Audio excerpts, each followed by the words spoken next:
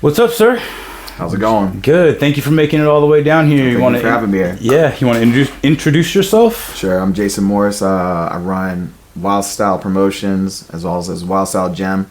We put on a fight show called All City Fight Night that we're going to be doing September 20th. Oh, man, like 1 week. Less than a week. Oh, come on, don't put the pressure on. Don't put the pressure on. But yeah, we're going to run this show soon. I'm really excited about it. We've been talking about doing this for a while, so I'm really excited to be able to sit down with you too. Yeah, thanks, man. And like I said, I appreciate you coming all the way down here. We're talking about other coaches making the trip down here, so I really appreciate it. This is if you're in Western Washington, I prefer that we drive or we can link up, even if it takes some time, because the Zoom ones people just don't watch them. No, not as much, even when they're higher level names. Right. I think everyone's pretty zoomed out too. Wouldn't you say? Yeah, we zoomed pretty hard. So. Yeah, exactly. Yeah. Cool, man. So tell me about the podcast. How long have you been doing this? So it's, I don't know exactly, but about 5-ish months, maybe closer to 6. This is episode 26. Very cool. So thank you very much for coming on. Yeah, it's been a lot of fun. I tried to start doing like maybe one a week, and people start hitting me up more and more. So I'm like, all right, I'll do 2 a week. I'm doing 2 today. So you're my second podcast of the day. So I'll make it happen. Very cool, very cool. No, I've been enjoying watching the shows, and it's really cool to see, even in a short period of time, all the growth. It's very cool. I appreciate that, man. Mm-hmm. Especially like, you know how it is, like reaching out to our peer groups, especially like other coaches, and how busy we all are. So to take the time out, for any of us to take the time out of our day to kind of link up, do coach type stuff, not just coach our students, and to actually build a community outside of kind of staying apart. Like, this is my team. I only talk to my team. My team's my team. My team. Right. Hear a lot of that, and a lot of different levels for our sport. And I just really like the growth of the whole community. Well, it's also important because every community needs a storyteller, someone that can like kind of help keep record of everything that's in the middle, because everyone's going to have their own version of it. So, someone that can kind of help create characters, it's really important. That's what I feel like, that's what we all fell in love with, how we all fell in love with martial arts in the first place. Like, someone inspired us. We found an identity we found ourselves relating to a fighter or a martial artist. And so it's hard to do that when we're all just focused on our own team. So having your podcast, I've also seen, people put out videos and stuff like that. Like, having people that are out there that are, helping to get those stories out, it's really important for us to have. So it's really cool that you're doing that. Yeah. It's very cool. Thank you. And it's actually been a lot of fun. Imagine just like the time where you're just sitting there hanging out with your buddies, or sitting there like when we're at the fights and we're in the back and just chatting it up and wrapping hands or whatever. And we're like, dang, we got to get to work, man. I'll catch you later. And that's the brief interactions we have. I really like being able to sit down long form, just kind of have a chit chat outside of those pressing duties like that you're about to have in 6 days. No pressure. I like how you keep doing that. I'm here away from the job. You're like, here, I got some more job for you right here. Sorry about that. I'm just messing with you. Well, I used to watch Crew, Brian Jones, who I talk about every episode.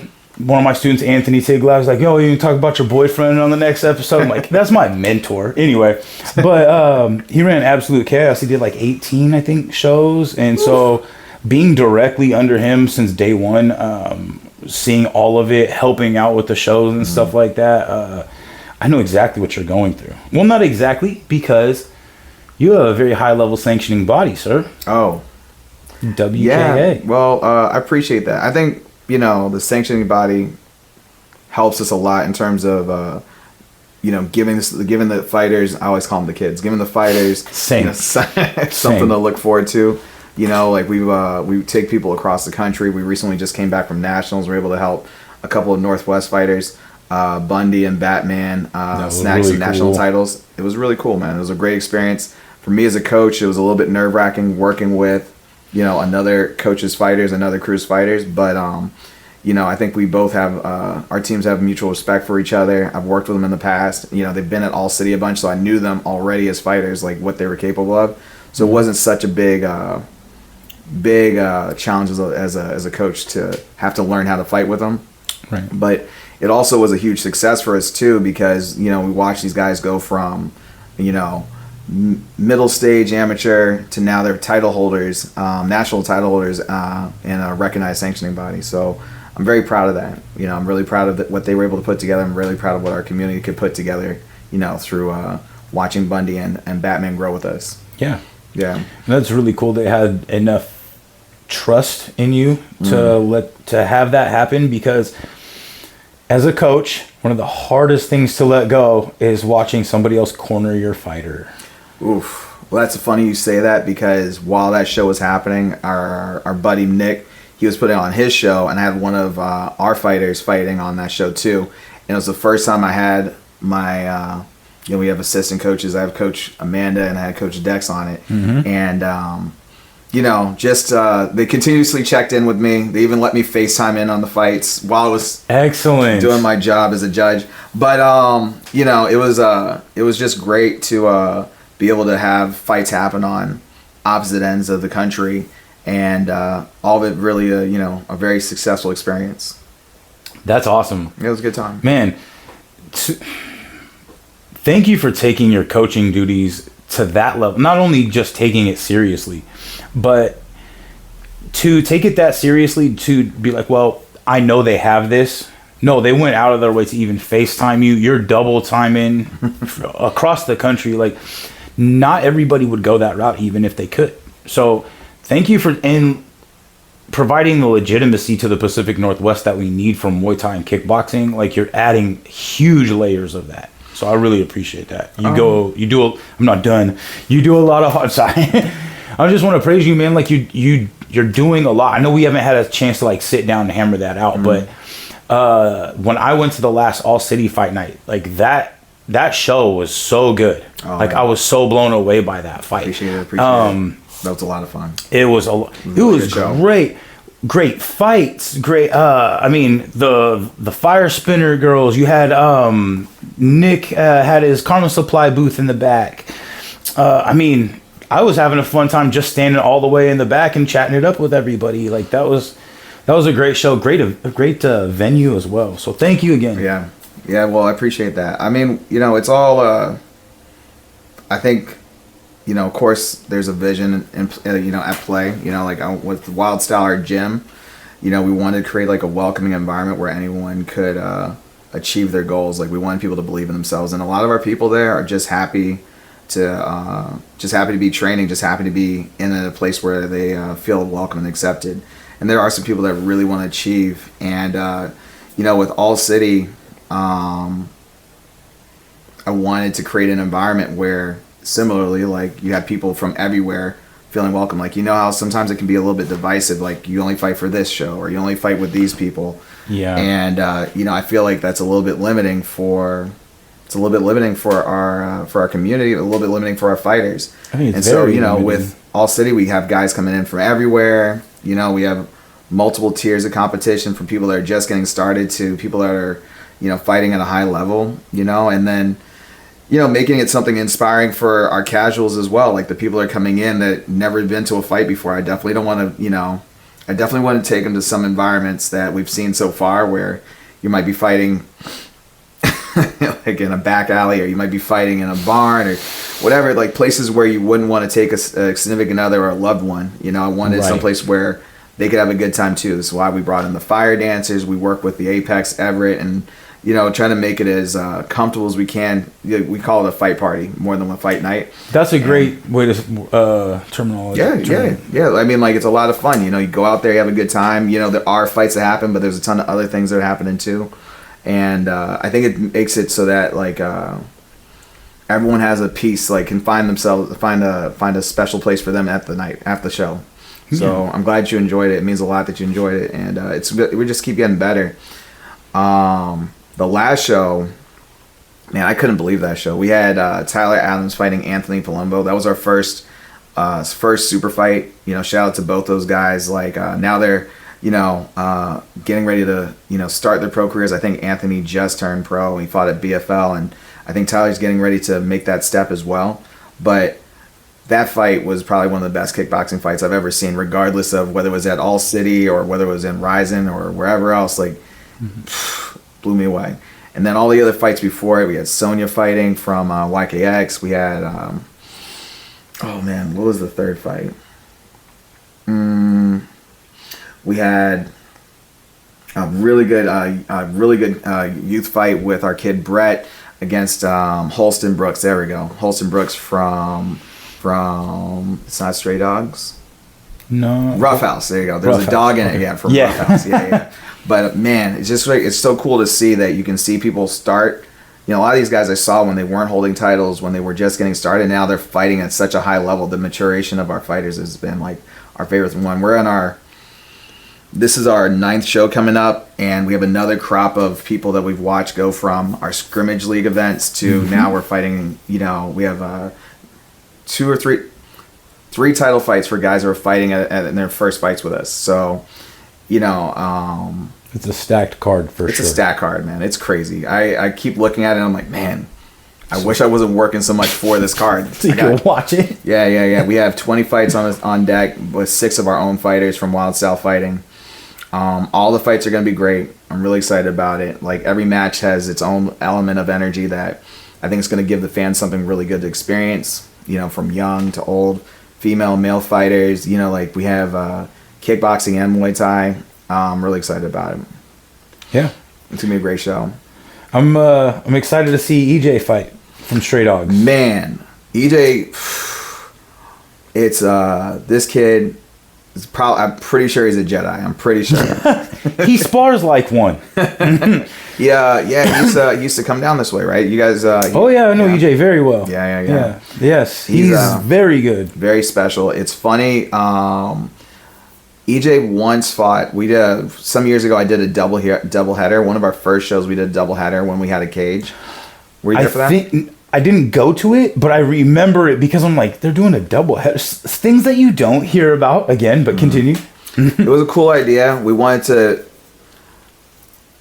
At the time, our venue was not a 21 and up venue. The only way we could have children there was if they were there in the daytime before it was before the bars were operating.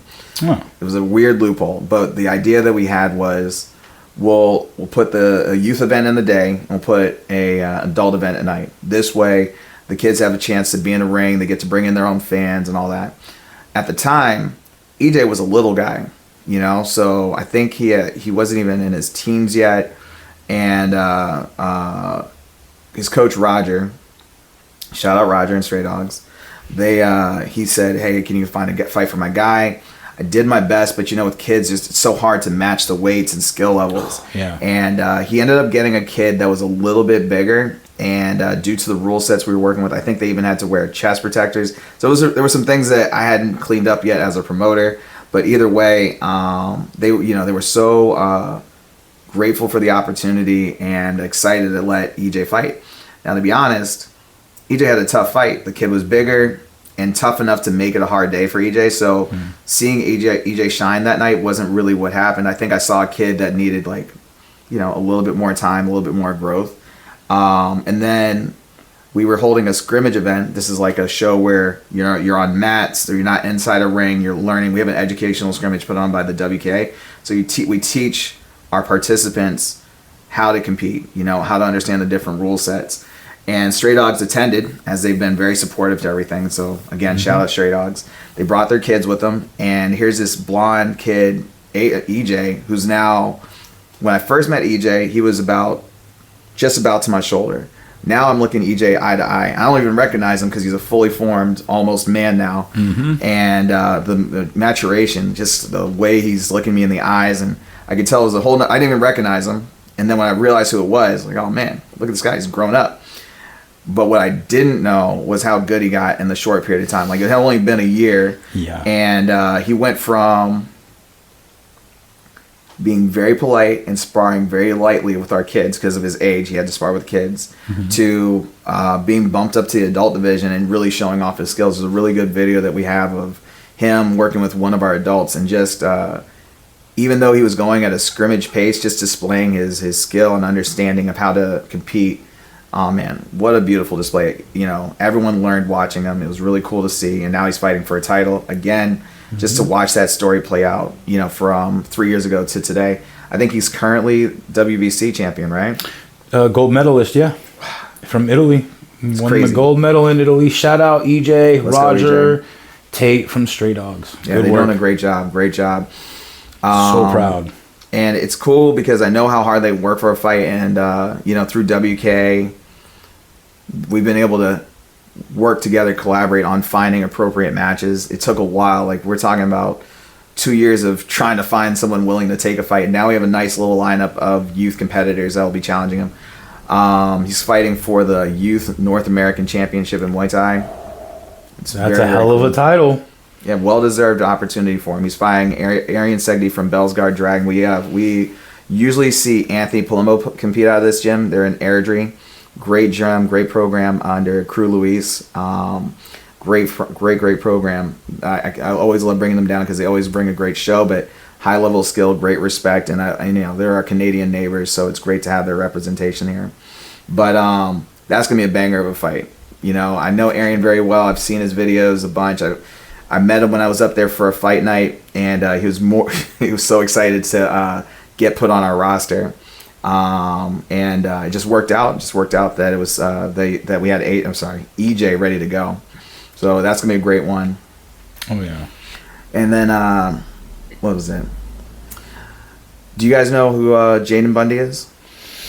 Yeah, he won the North American. Was it That's right. kickboxing? For kickboxing. Kickboxing at your last show. He's fighting for the regional title for Glory Rules, or sorry, well now it's Unified Rules. Did you know about this change? No, I mean I've heard a little bit about it, but please explain it. Are you a Glory fan? Oh yeah. Well. How do I put this? I love asking Muay Thai guys about kickboxing. It's one of my favorite conversations. It's actually, I absolutely love kickboxing, especially the Dutch style, which is why I went to Holland instead of Thailand over the holidays. My man, very Thank cool. you. So actually, I was trying to link up with Nicky Hemmers in Breda, but he was actually in the States which made sense once I learned how their holiday schedule worked. I came at the worst time to get. You were almost trained. at our Nick Hemmer seminar. Oh, yeah, a little fender bender kind sorry of about that. kept, well, it was getting sandwiched and turned sideways in the middle of the highway. Wasn't fun, but I digress. But yeah, I love Glory. I watched it go from being very mainstream, very available to really. I like their rule set. It's not my favorite. Like if I'm gonna watch something that's my favorite, it's obviously gonna be ONE FC. But I really ONE FC like overall or ONE FC Muay Thai. Muay Thai. Gotcha. Yeah, I mean I'm just. No, I mean I really. And there's other ones. What is the one where they're running out of Rajaman? RWS. Yes, thank you. Took me a minute, but I really like the true Muay Thai style. But I like to see foreigners compete, and you do see that, but not quite as much as you do as ONE FC. But I really like watching the Europeans go toe to toe in Glory, because you see did you see where they kind of didn't go as hard in North America for a while, and kind of shifted more to the European stage. Well, what's funny is my mentor in the WKA, Brian Crenshaw, he helped facilitate that. Okay. You know, so that's how I ended up reconnecting with Brian. Was I really was interested, like how do I learn more about, you know, being part of fights like that. But go on, I'm sorry. No, I was just actually impressed because I know who Brian Crenshaw is. So I'm like, oh wow, that's who you're working with. That's pretty good. Yeah, Brian Crenshaw is my mentor. He's the head official for our All City event, but he's also the president of WK USA. Wow. So, you know, I started as a little baby, know-nothing fighter, and he was always there at the shows just by proximity because I was in Maryland and he was in Virginia, and all of our shows happened to be in Virginia for whatever reason. So I always saw Brian and always watched Crew Brian and always, you know, got a chance to observe this guy manage all these killers. And if you ever seen Crew Brian, you know, very nice guy, but very unsuspecting, right? You wouldn't pick him out of the lineup to be the one that's like leading all these guys into fights. But You know, just by, you know, watching how he managed his shows and also his fighters, I was like, I want to learn more. And when I fell back into the game, I reached out to Crew Brian to kind of help guide me through first building up fighters, and then how do I provide an environment like a show like to make it work. You know, I saw him oversee Glory as well as the national tournament and Worlds, and you know, I just want to make sure we do our best to provide the best environment. So he's great to learn from. He's a really cool guy. Ton of knowledge, and you know, I feel like he's always surrounded me with great information or people to learn from. So it's cool. Yeah. How do you know Crew Brian? Just from following the scene for a very long time. Well, I've always been interested in, for whatever reason, it always struck me really strange that the Muay Thai scene in Virginia was big. Like, I mean, as big as it is. And it still kind of continues that way. But I know, like, the East Coast for a long time, I love the East Coast Muay Thai. Yeah, like, I mean, out here on the West Coast, you think about the West Coast or maybe, like, Arizona and Las Vegas. East Coast is deep in Muay Thai. Like, I mean, Philly, there's places, because wasn't You're there... You're educated, man. Wasn't there a Wildstyle in Philly? No, there's a bunch of... There's a gym called Cool Hearts, but I don't know if that's the one you're thinking of. No, there was it was a different... There's a bunch. But you think... But I love... Like, think about Philadelphia fighters. They're not going to just stay with boxing. They're going to branch out. Especially when a boxer goes to a Muay Thai gym and they're like, oh, this is a little different. They're going to shy away or they're going to want to improve or whatever. But... Yeah, the competition out there on the East Coast, I was always really impressed by that. It's even down in like Georgia, you know, you see stuff. Florida's doing all right. Actually, we have I can't remember. I think it's Nyana Fitchner fighting on All City Fight Night, and they're Maya. Is it Maya? I can never, because they're sisters, and I can never remember. Well, they just came back up from Florida, so I haven't had much time to familiarize themselves. But. Shout out to Kurt and Emily Fitchner down there. Just started Srisuk Muay Thai in Pensacola, Florida. Oh, they're great people. Yeah, good people. I was supposed to be cornering Koliani. We're not going to get into the whole depth of all that. Yeah. But that fight not coming through, so I am more available that evening. So see what happens there. But I know you're going to be. I think you're going to be pretty busy. You're going to be putting on a podcast, aren't you? Very cool. Very cool. You want to talk about that, sir? Yeah. Well, wait. First off, very cool that you know about the East Coast Muay Thai scene. I try to tell people, like...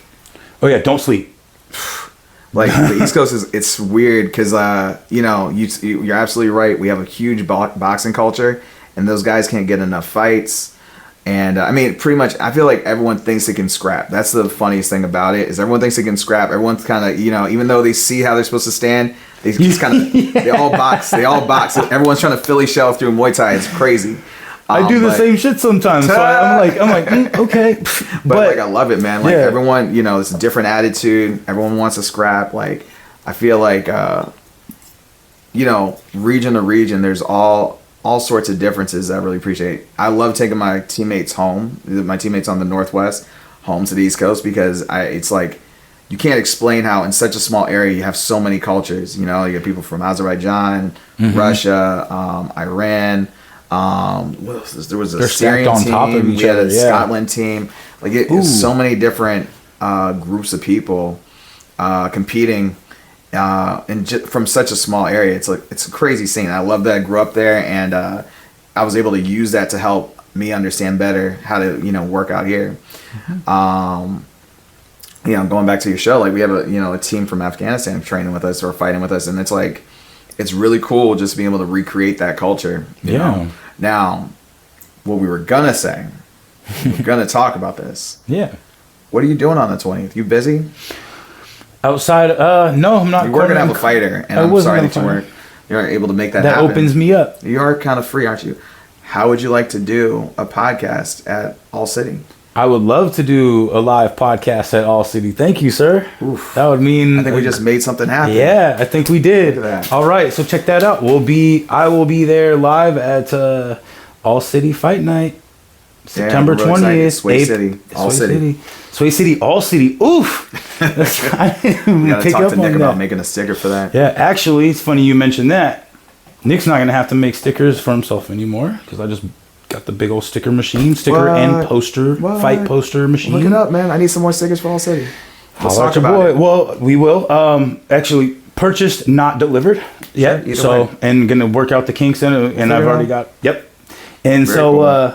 hopefully, well, I'm not gonna. We'll talk off camera off the second move, but there's gonna be more stuff coming Very from cool. Sway City Muay Thai. Very So cool. the reason being is because coaching, matchmaking, coaching the fighters doesn't make a ton of money. Not a livable Don't wage. say.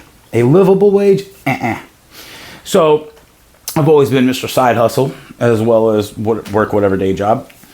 So looking for the podcast does not monetize, not yet.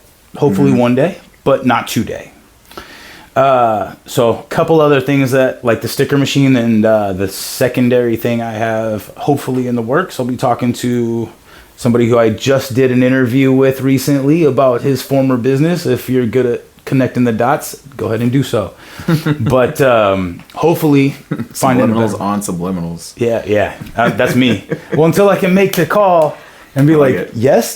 That's why I let you ask the question about you. the podcast. Thank Gotcha. you. Very cool. But I wanted to ask you, well, thank you again. I will be there. It's going to be a great I'm show. excited to have you. Yeah. I want to dial it back a little bit to now that you're out here in the Pacific Northwest, coming from the East Coast and the scene that you just described, what sort of differences in not only like kickboxing, Muay Thai, but like in the martial arts fight scene in general, like what can you say and comment on about that? Well, I can say a lot about it. You know, there's things that I really love about it. There's things that I think we can do better. You know, I'm not one of those people that would say there's love and I hate. I mean, there is a spectrum, but I've never been someplace where there are so many fights. You know, you could go any weekend and probably find a fight anywhere. It's probably also because the Northwest is specifically Washington is such a big state that there's many regions to cover, and typically there shouldn't be overlap, but you know, you can't help certain times. There's going to be a day where two fights are happening the same day. That just happens sometimes.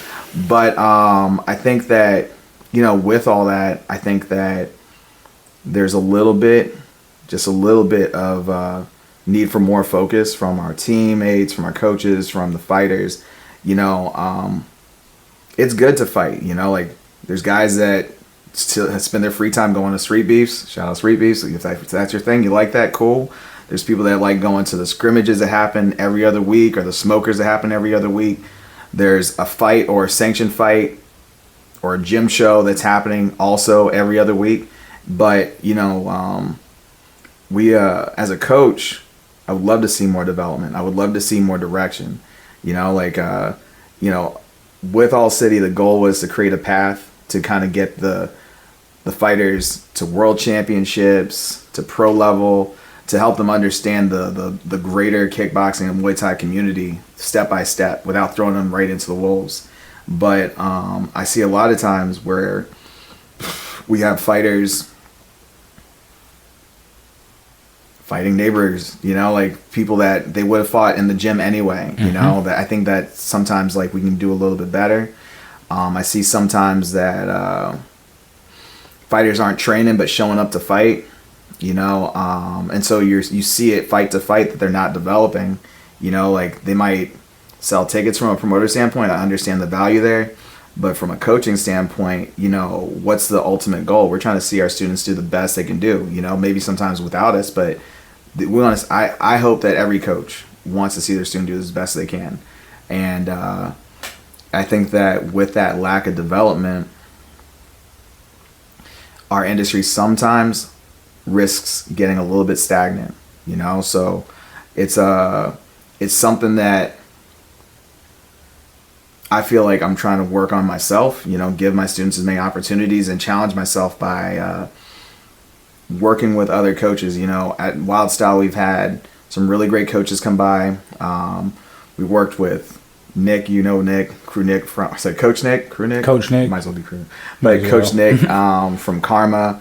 We've had Belton work with us from Kriya Belton from Warrior Strength. We've had Anissa Mexon, 18-time world champ from One in Glory. We've had Nick Hemmers. We've had Crew Danny from Denver Muay Thai. We've had a good number of coaches come into the gym, and some of it's for exposure for my students, but it's also to make sure that I'm also Crew Brian, in case he watches, from WK obviously, but it's I'm not the only source of knowledge, and I want to make sure that I'm staying on top of what my students should be learning as well. I don't want to be sitting there saying I know everything or that I'm the only source of knowledge. And I think that this is how you prevent your students from, kind of getting stuck. Like we have a ranked system so we can help move our students along. I wish that we could maybe do a little bit more with our students elsewhere too, so that we could see the growth of our sport continue. Like I know that through your program, you guys have some sort of ranking system, rank structure to kind of help them move along, right? Honestly, not the way that you do.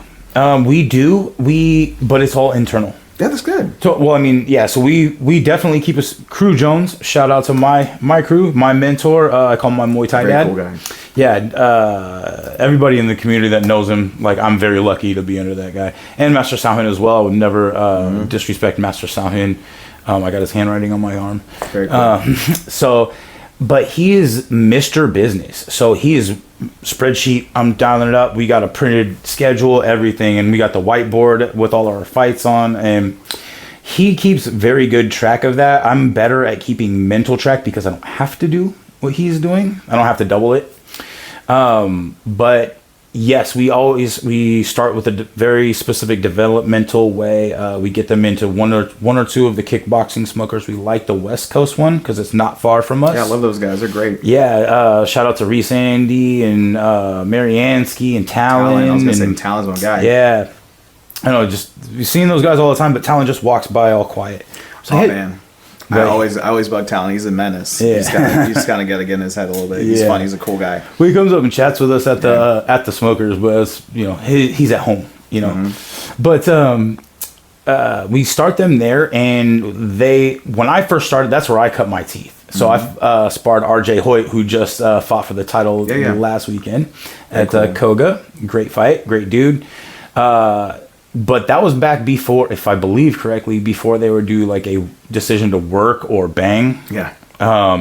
Now we start all of our fighters at the bang or at the work, so that they don't have the fear of having to go in there. And so something we always talk about is typically nobody going in there should hit you as hard as, or should propose as much of a threat as the higher levels of our gym should. It's more of the unknown, hopefully, in a controlled environment, because their referee Ben does a great job of shutting things down. If they do get a little hectic, they will ask us directly in the corner if we want to pick it up, take it down. Right. And they do a really good job at that, and that's where we really like to implement that. But we're very limited. There's not a whole lot of other shows that are very beginner level like that. There are a few. But like I would love to get some of our people on some of your stuff, your development. We'll make it happen. Especially so young girl Koliani, WBC silver medalist. I've seen her. She's great. She's great. I posted a clip of her head kicking me right. I was like, oh, you want to play like that? Okay. So right. But she is very good for a very young age, coming from a very good school in California, trying to get her active in specific Muay Thai. She's very specific about, she wants to get to 1FC as fast as possible.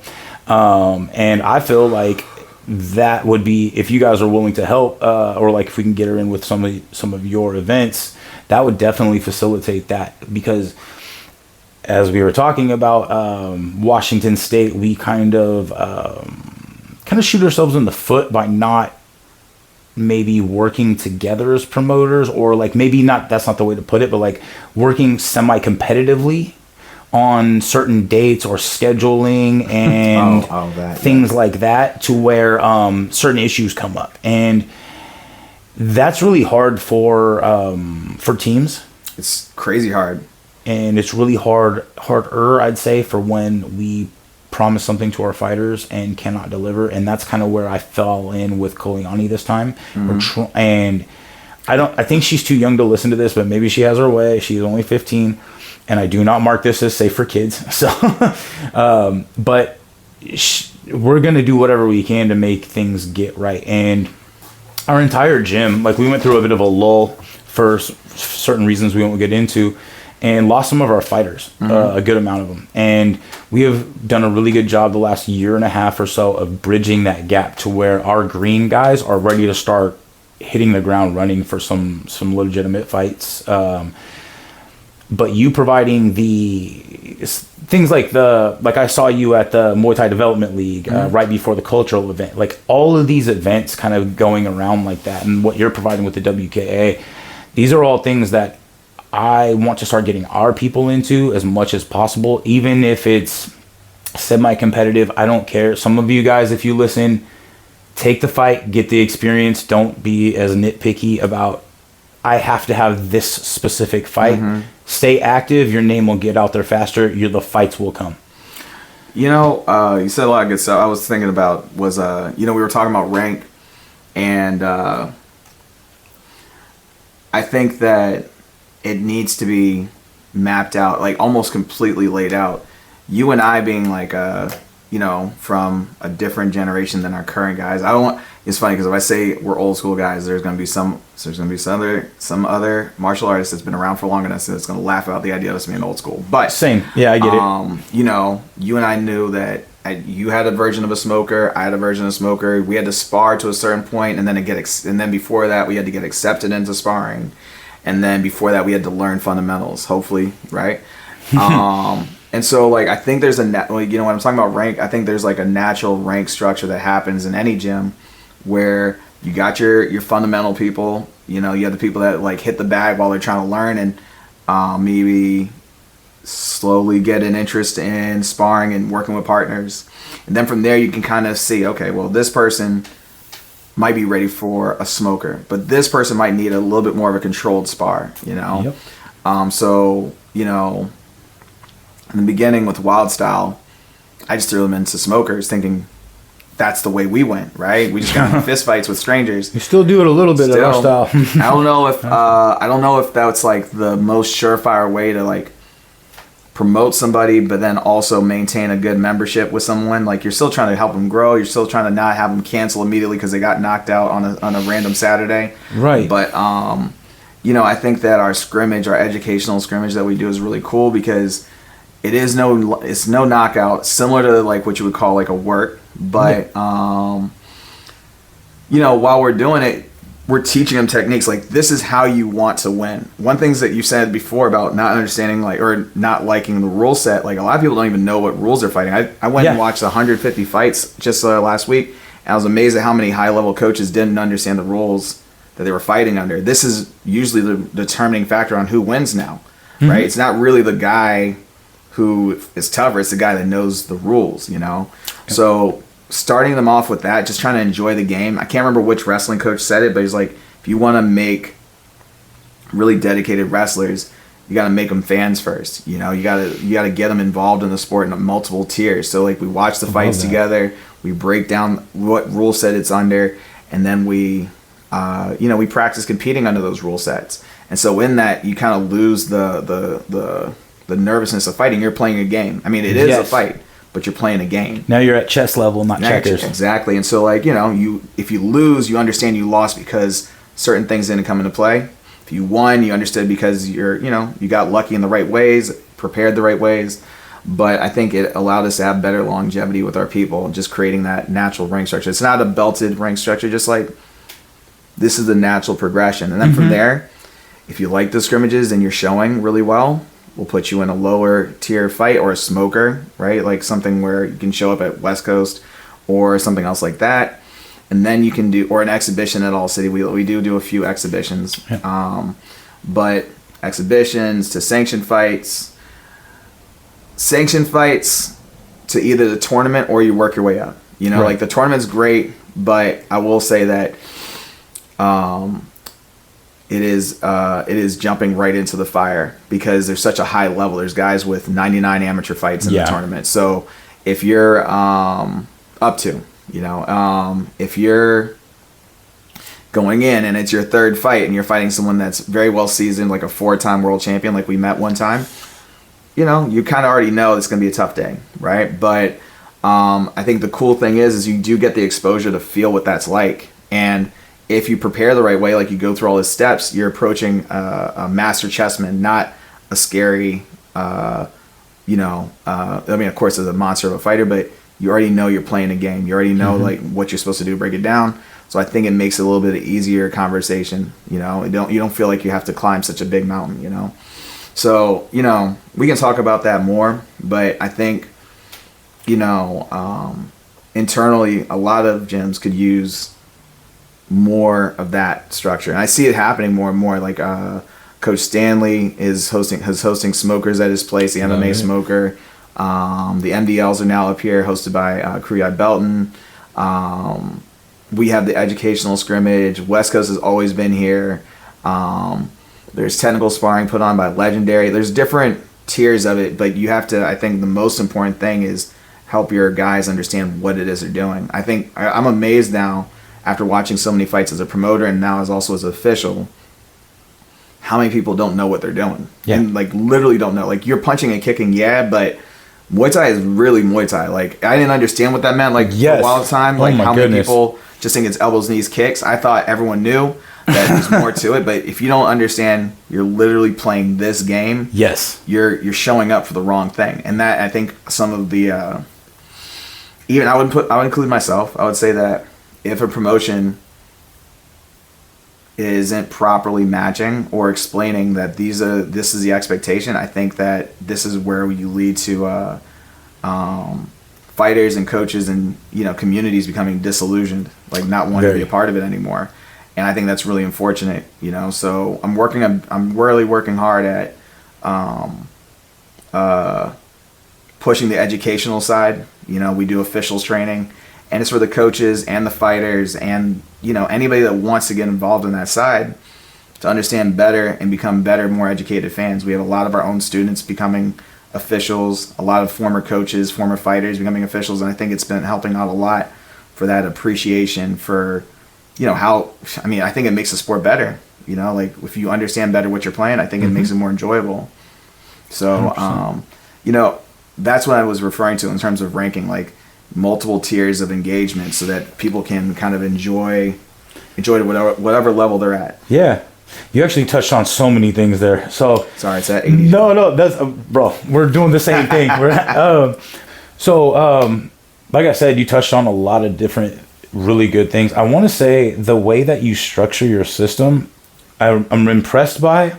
We do a very similar thing, but I like that you're not applying pressure necessarily. It's not like these are our rankings. This is where you're at. Oh, and then that leaves them looking at something to where like, oh, this person's higher than me or whatever. It seems like you're providing a very comfortable environment for growth. And being that you have so many levels of competition you can put them in for like application, it's going to keep that kind of comfortability, hopefully, and providing the officiating side of things like that, so everybody understands the rule set. And so that's something that we're constantly breaking down at our school. Like on Friday night, it was the last night I was there.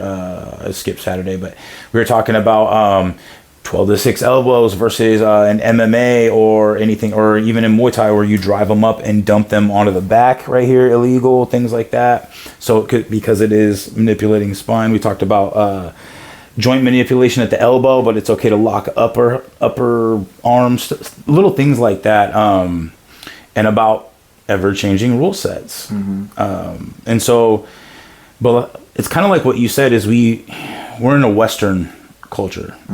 So traditional Muay Thai, not scoring very high with the hands, if at all, depending on. Do you know why?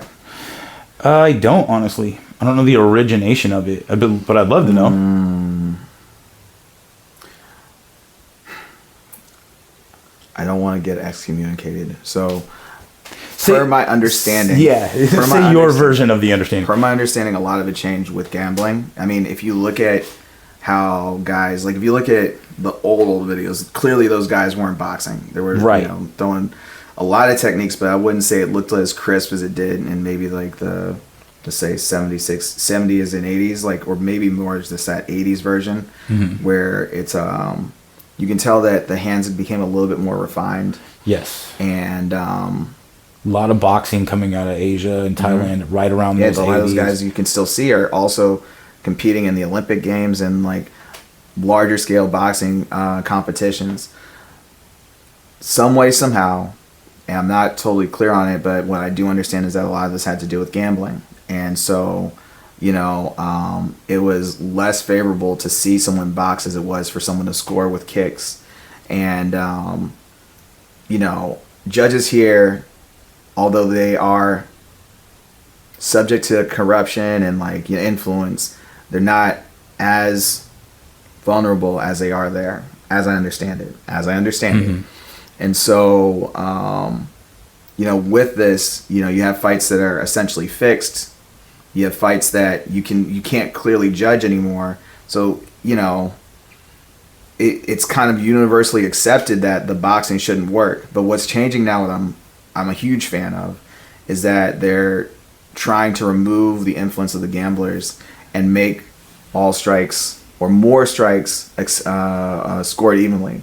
So if you look at TBA, their system scores the punches evenly. Like TBA is often, you know, what people cite as like their as a Muay Thai first organization. You can see that. I'm not so sure. Well, no, yeah, I am sure. With WBC, which uses the same scoring system, the same thing. With WKA, same thing. We score the punches and the kicks and the knees and the elbows evenly on a spectrum of, does it do damage or did you do more of it? And I think what this does is it makes it a lot cleaner. Like I've seen promotions where they each fight change the rule set, and we're gonna do stadium rules. We're gonna do golden era rules. I'm like, how do you even know what you're training for? Or how do you keep track of the shows without half dozen or dozens of people? Yeah. Every fight, when I have a fighter, you know, as long as they're later in the card, I'll spend, you know, a good chunk of my time before warm-ups just watching how things are scored. If I can't tell how it's scored, what am I supposed to tell my fighter before we walk out? You know, this causes a lot of anxiety. You know, there's fights where you think you won, but you can't argue why, other than my fighter looked better by whatever arbitrary means. You know, you know, I think that, you know, this culture shift is really important. I think it makes it unfair. Like, a lot of people lose favor. I hear kickboxers say all the time they don't want to try Muay Thai because they don't get the rules, and I think that that's unfortunate considering how much influence Thai boxing had on kickboxing. You know, I hear Thai boxers say all the time they don't want to compete similarly because they don't understand the rules. And I think a lot of that comes from how many times they go someplace and the rules aren't the same, aren't consistent. So, you know, with WK, we try really hard to create some consistency. Are there going to be problems with judges? Some judges, one of my favorite things to see is when a fight happens mostly in, let's just say, the far left corner, but the judges over here saw one kind of fight and the judges over here see another thing. This will lead to some disagreement in terms of how things are scored, because if everything looks good from this angle but everything looks good for the other fighter coming from another angle, sometimes you're going to have a split decision, right? Sometimes you're going to have scores that aren't going to match. But if our rules are consistent, if our scoring is consistent, there should be less worrying about that and just more concern about fighting the fight the way you know you're supposed to, you know? That discussion about what scores well, I think that's a tough discussion because really should just be damage. I agree. My opinion. Damage, volume, yeah. Damage first, right? Yeah. Then volume and technique. There are some things where it gets a little bit gray, but it should be properly outlined so that someone can walk in and say what. I do like that Usika. I've worked with them before. They have a what would you could consider a traditional Muay Thai style of scoring. I do like that he outlined it. You know, they say, look, this score is high, so this is what we're looking for. Please don't do this and then get mad. I appreciated that because even though I don't necessarily like seeing certain things score higher, I do appreciate that, so that we can study what we're supposed to do, and we can compete well and understand why we won or we lost. Like both of my, what was it? I think I've had 2 or 3 fights under Yusika, and they all went really well because they outlined it, they sat us down, explained it, and I think this is of all the problems that we have in our sport, like the discrepancies in judging and scoring are the ones that cause the biggest issues, I think. This leads to the corruption, or stem from the corruption. And, I'm glad that people are making efforts to clean it up. Yeah. It's very cool. I actually want to touch on what you said about Yusika. I like that they even do that in the rules meeting. Yeah. It's not only at their camps. Like, I remember cornering for Ash versus Jordan Bautista. And you can adjust it however you need. But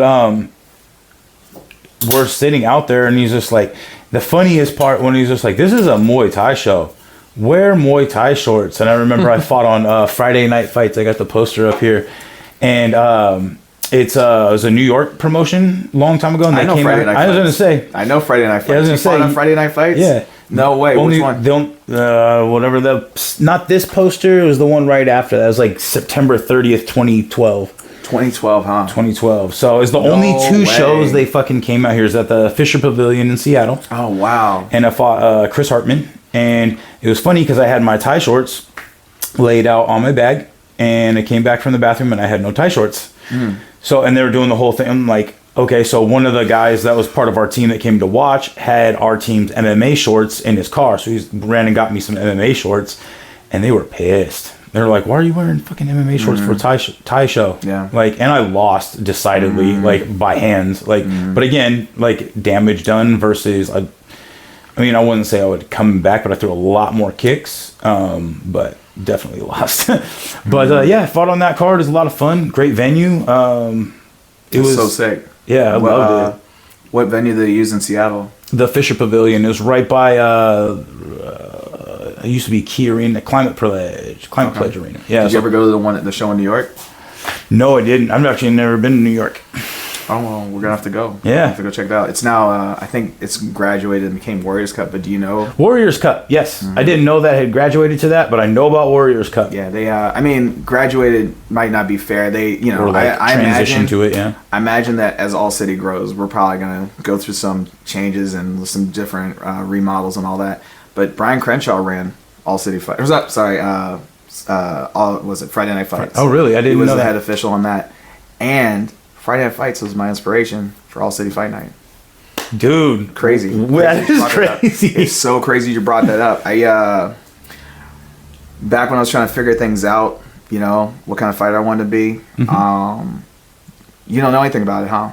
The New York show. No, I mean, I know, like I said, I was following more the scene, more the fighters, not the shows particularly. Yeah. But that's why, okay. And now that's not coming together. I was like, how do you know Brian Crenshaw? That's so weird, dude. You're like one of the few people that knows who this guy is. So he was the head official, and he set up a fight for one of my guys when I was training out of my home gym called Evolve Academy.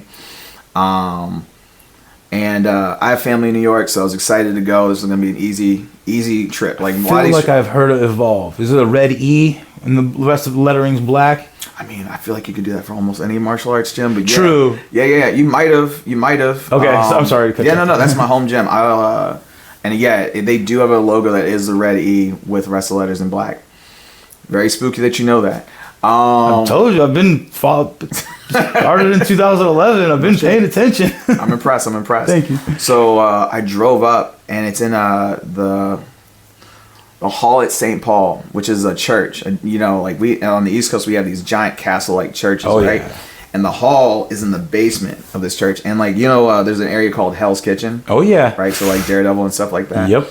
So already the scene is dope, right? But you go in.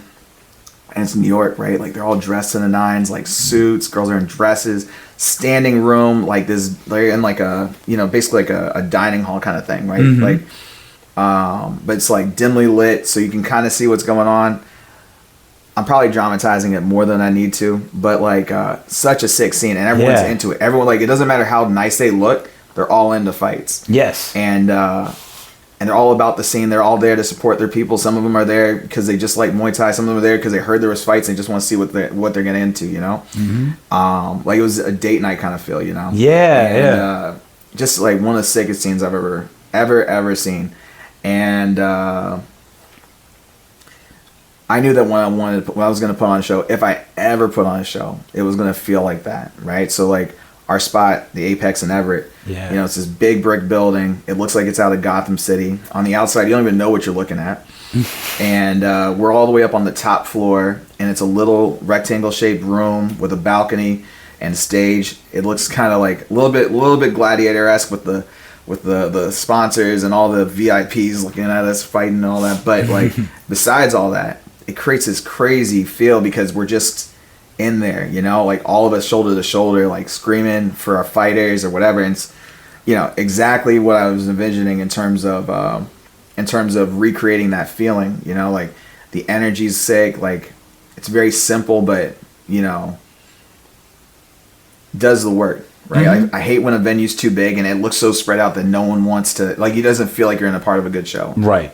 Or it's so cramped that not even the fighters have room to like warm up or do whatever. Like there's been shows where we're like warming up in the crowd, and I'm like, well, this isn't comfortable.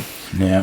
I love that we have a space where fighters can warm up, the fans can, feel special. I love that our people showed up like dressed up because it's a nice venue and all that. Mm-hmm. Like I like that it's like it's exactly what I wanted in terms of recreating that feel.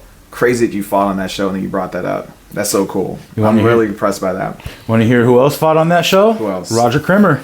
He got headbutted by a guy from the South End. That's funny. But yeah, when you see him, mention that too. That's funny. I'm gonna have to talk to him about that. Yeah, it was a fun show because they did 2 shows here. The second one got a lot of criticism for whatever reason, but I wanted to say because it's Western Washington, everyone's kind of dresses down compared to that.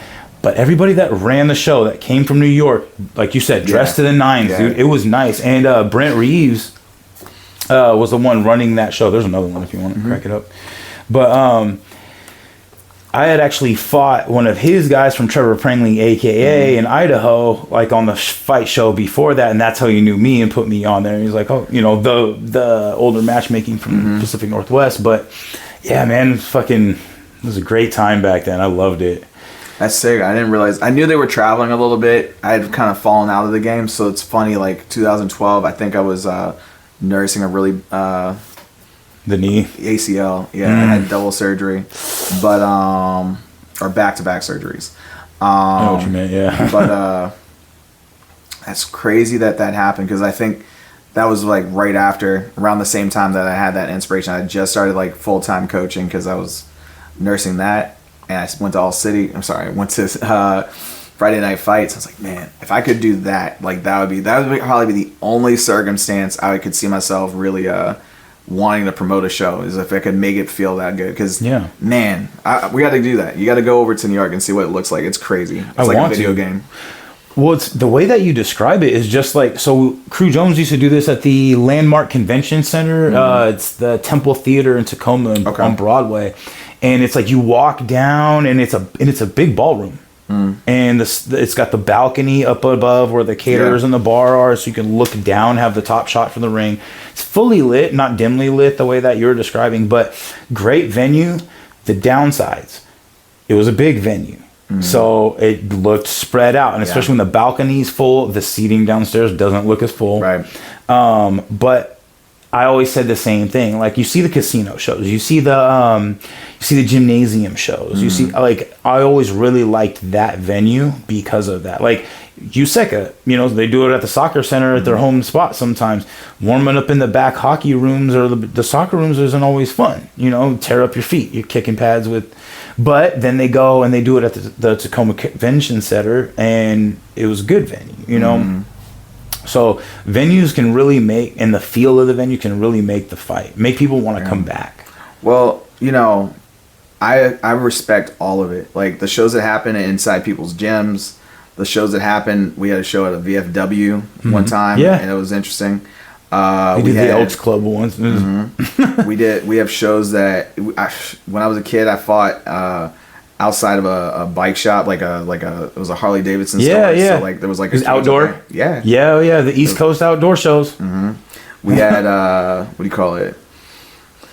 I was at the soccer stadium ones, like all of them develop maturity in its own way. Definitely. And I think, before I was doing 4 shows and a couple scrimmages a year. But, the thing is even for my own students, it doesn't really provide you a realistic environment, fully. Like maybe, yeah, if that's the only thing you want to experience. But, let's just say you took that trip and you do the pilgrimage to Thailand. Like I'm sure you're going to find some venues that aren't going to make you feel at home. Or let's say you decide to fight in Europe, like same thing. Like you need that diversity. So it's all good. You have to learn how to work with different types of matchmakers, because if you do decide to be a coach or a fighter for a long term, an official for a long term, you got to learn how to adapt. And like, so I couldn't coach as much. I found like I was always matchmaking. So we reduced our show time to 2 a year. We want to make 2 big shows versus 4 shows where we're kind of scrambling year round to continue to fill it up. But I appreciate all of it. I think it's great that there's shows where you have to adapt to the environment. I think that's what makes a martial arts. Like, I feel like our fighters now are soft. They all want to be treated like they're UFC level at their first fight. I say that with respect. With respect, but it's like you have to kind of take it a little bit. Like you can't always have the perfect match. Sometimes you have to, adapt and learn. You can't always have like the perfect venue. Sometimes you have to adapt, like it's all good. At the end of the day, as long as we're talking about development, as long as that's like, the coach's mindset, the fighter's mindset, the promoter's mindset, like we should be able to, continue to have that diversity. But yeah, man, like this is the environment that I wanted for myself. Like if I had a place where I had to bring people that I loved and all that here, I felt like this is the thing, right? This is the thing I wanted. But I do love going to the other shows too and seeing what they do. The casino shows. Yeah. I was never really allowed in casinos, so because I was a troublemaker, I was not supposed to do those kind of shows with my team. I gotcha. Okay. But like, but they also didn't have a lot of casinos where I came from. You guys have casinos everywhere. Yeah. So it's a newer thing to me, but I think it's really cool. It has its own feel and different kind of crowd. Yeah. The gym shows are great because they're crazy intimate. I just went to one down in Spokane where, like, it was like a family event because everybody was a part of the same system, and like it's hard to beat that feeling. Tri-Cities, I've been there. I know exactly what you're talking about. Yeah, man. Like imagine beating the shit out of the hometown hero and those kind of things and stuff, and then having them. Well, not always. Not always. What, you have a bad time? Well, I mean, I've seen some shit. I'm not gonna get into it publicly. I can't. Don't want to. But yeah. I hear you. At that bike show, it was a little bit funky walking out and like. This guy, I guess apparently was the kid I was fighting was apparently the son of a biker. Yep. And his friends. And as you're walking out in the middle of Virginia, you're like, oh, they're not saying nice things about you. Oh, this is not a Jason-friendly crowd. Yeah. Like I'm going to get out of here. Yeah. We won. We left. That was the end of it. But, very similar story. Just to recap for anybody who's curious. I totally get it. Let me get out of here. That's part of the game. They all are going to be like, it's that guy. But fuck. Yeah. You got to get used to that. And sometimes that's like, like just like in basketball or any other sport, you're going to be playing against home. Sometimes you're the home team. Sometimes you're the away team. Yep. But I mean, that's what makes it good. I feel like the diversity of experience. Like sometimes I like winning when I'm the bad guy sometimes, like it's kind of fun, It feels justified a little bit. Yeah, it's fun. I actually wanted to comment though about what you said. Same thing, like I didn't mean any like negativity towards any shows, but my point is when you said it's like you're bringing your family to watch your show, like this, welcome to my house. This is my presentation that I want you, the people close to me, to see. Yeah. And that's kind of what I would feel about, like, because I always tell Crew Jones, I'm like, you put on the absolute chaos and I'll matchmake. Because he was like, Mr. Headache, and I already co-matchmake with him, like how we were working together. Yeah.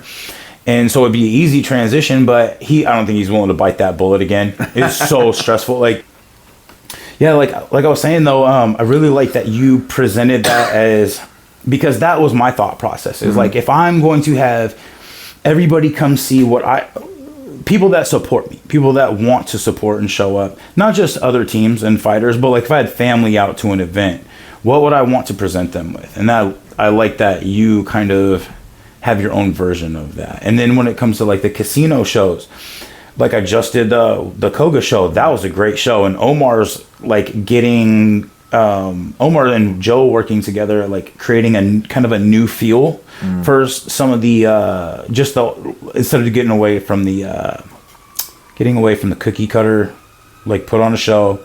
It's just the cage, fighters, ring announcer, and that's it, kind of thing. They're doing more for their fighters. They're having more of an experience and stuff like that. And I feel like you offer a same but different. Like because you have the fire girls. What do you call that? Fire spinners. Well, officially, the Lion Gypsy Fire Experience, or LGFX. Those guys are great. We had a few other entertainment acts that were all great. But what we always heard, we did fire on our third show, I think. And if you know anything about our venue, it's mostly brick and wood, and like priceless art on the walls everywhere. So the big fear was, well, what if the fire messes up? Knock on wood. Mm-hmm. Thankfully, nothing's happened. But we experimented with some others to see if it brought the same energy, and nothing ever hit the same way fire does, and it's hard too because you're coming after, like, some people are getting knocked out, you're seeing, like crazy fights, and then here comes your mid-show entertainment, and like we tried a lot of different things, but it was hard to match the energy that like a giant fireball can create. And there are some guys that are part of the Lion Gypsy experience, particularly Lion, who's the coordinator for it. So I want to make sure he gets recognized. I don't want to get bunched or forgotten. But the whole crew is great. They, the first time I met them, we were doing a show, and I just got out of the hospital. I was sick. I had like a real bad illness. Like 3 days before the show, I was in the hospital. And like I was super weak from like trying to recover. I'm like, whatever you do, give them something to remember. Like one of those. Yeah. I'm good. And, you're gonna get my point. I think that like they were just like, I think they just took that and ran with it. Like put on the best show. Like they came out there and like wowed everyone. This show I lost. The day before I had to go. I was like ill, so I had to go under and get taken care of. They had to do like a little operation. Before this last show? No. Okay. This show that happened where I first met them. Okay. And I went in and went under, and I had 12 fights. I woke up and 4 of those fights had pulled out for whatever reason. And this was like with a time span of a few hours. Oh. And so I'm scrambling, still kind of like messed up, trying to figure things out. And like the fire guys, I knew we had the fire guys on there, so we ended up having like 8 fights. But I was like, guys, I need you guys to like hold it down for us. Like we're gonna have to take a small show and turn it into a big show. And they like over delivered, And awesome. Ever since then, like we did a couple shows after that to see if any other entertainment group was gonna fit that mold we were looking for, but nothing really worked quite as well as the fire. And people kept asking, when are you gonna bring the fire? All the pictures that like people wanted to see were like, we want a picture with the fire. So when I was there last, I made sure I was like, I don't see this. Like I got to get a picture. Yeah. So it's great, man. They have a heart similar to fire. I'm sorry, similar to fighters. They just want to be, they just want to be able to do their art. I feel like martial arts, like fighting, is still an expression of art. In my way, in its own way. And I kind of liken it to that. They get in the ring, they dance or perform their hearts out, and they help us keep that energy in between fights. Because you ever been in a fight where you've watched fight after fight, and even though they're all good, it starts to fall flat. Blend together. Yeah. And if you're like, the someone significant other that's not in the fighting, girlfriend, boyfriend, whatever, like, well, why am I watching knockout after knockout? I'm only here for the one fight where your buddy's fighting, right? So like giving them something a little bit more to look forward to, I think is it's great. It's a great way to keep people engaged. Mm-hmm. And then like they totally get it. So shout out Lion Gypsy Fire Experience. They're great. I really appreciate all the heat they bring to the fight. Yeah. Bring that fire, like you said. There you go. Yeah. No, I'm looking forward to it. So thank you for inviting me out to do the show live there. That's going to be fun. It's going to be good and happy. We got to figure out, I'm curious to see where we're going to be able to put you, because I think it would be cool to have you like someplace visible to make it easier for post-fight, but we'll get to that after the show. Yeah, we'll hash out all the details. So, very cool. But yeah, man. So I wanted to actually dial things way back, if that's all right. All right, hit the rewind button. So let's go back to the rule set, gambling, and stuff like that in Muay Thai. So this is something I talk about a lot to our team, specifically with Master Salhin becoming a professional boxer world champion in Sortanical, one of the most storied mafia gyms in the 80s. I talked about this on my other podcast earlier, Cloud Thanical, if you're not Tentacle or whatever, if you're not, you probably are familiar, but notorious gangster and own Sortanical gym that was featured in the movie Kickboxer. When he walks up, he's like, "Want to fight Tong Po?" And his agent sit there, laugh at fucking Van Damme in his face. And then was it Paco Palotosha in Bloodsport? Like they came from the same gym, so all that, like a lot of lineage coming out of there. Now, because of the fact that boxing, you did a great job explaining like the hands and why this was kind of changed, but I wanted to address that boxing didn't really score. And I think, in my opinion, like being that it was gambling and stuff, one heavy headshot, especially with the hands that are constantly moving, maybe the fight doesn't go past the first round. I don't know if this is accurate, but coming from Master Salhin saying that he was dropping people in sparring and stuff right off the bat with his hands, they put him straight into boxing because you're going to make a bunch more money, more international access, so bigger name for all of them. And being that he was so successful in 2 different weight classes and all these things, like it made sense to me why they would take him out of the sport, that it wouldn't you'd have to basically knock him out with that set of skills or find a better skill. Obviously he would have, but to see that right off the bat and plunk him right into boxing, knowing that was his skill set, that's kind of where I attribute certain things. Like, all right, if you're very good at hands, maybe like traditional Muay Thai rule set may throw you off a little bit, or may throw you out of your game plan. So if you understand a rule set better, or know what a sanctioning body is looking for at a particular fight like yours, then you know how to adjust your game plan, so to speak, on a level. But being that we're not in Thailand and that we're in the United States, you talked about being on the East Coast, boxers want to fight. Yeah. You're going to get that. And Washington State's very MMA heavy. It's growing in kickboxing and Muay Thai and has been steadily, but you're going to see people with heavier hands. And so if I only want to do Muay Thai rather than branching out to kickboxing or other sort of things, or fighting in a very specific rule set that only focuses on, like you said, golden arrow rules or something like that, you can kind of limit yourself. And I was talking about on the podcast earlier, the sport I tell people not to get into right off the bat if they want to try combat sports, unless they absolutely love it, is boxing. Unless they get into a good gym, because they're going to take a lot of head damage right off the bat, unless they are very cautious about their training, scale things up technique before they spar, which is not as common in boxing gyms, or from what I've heard. But applying on your level more of it all scores very similarly, going damage and then volume and et cetera down the line, but hand scoring the same as kicks. So I won one of my fights. I dominated one of my fights, and it was a split decision or something like that.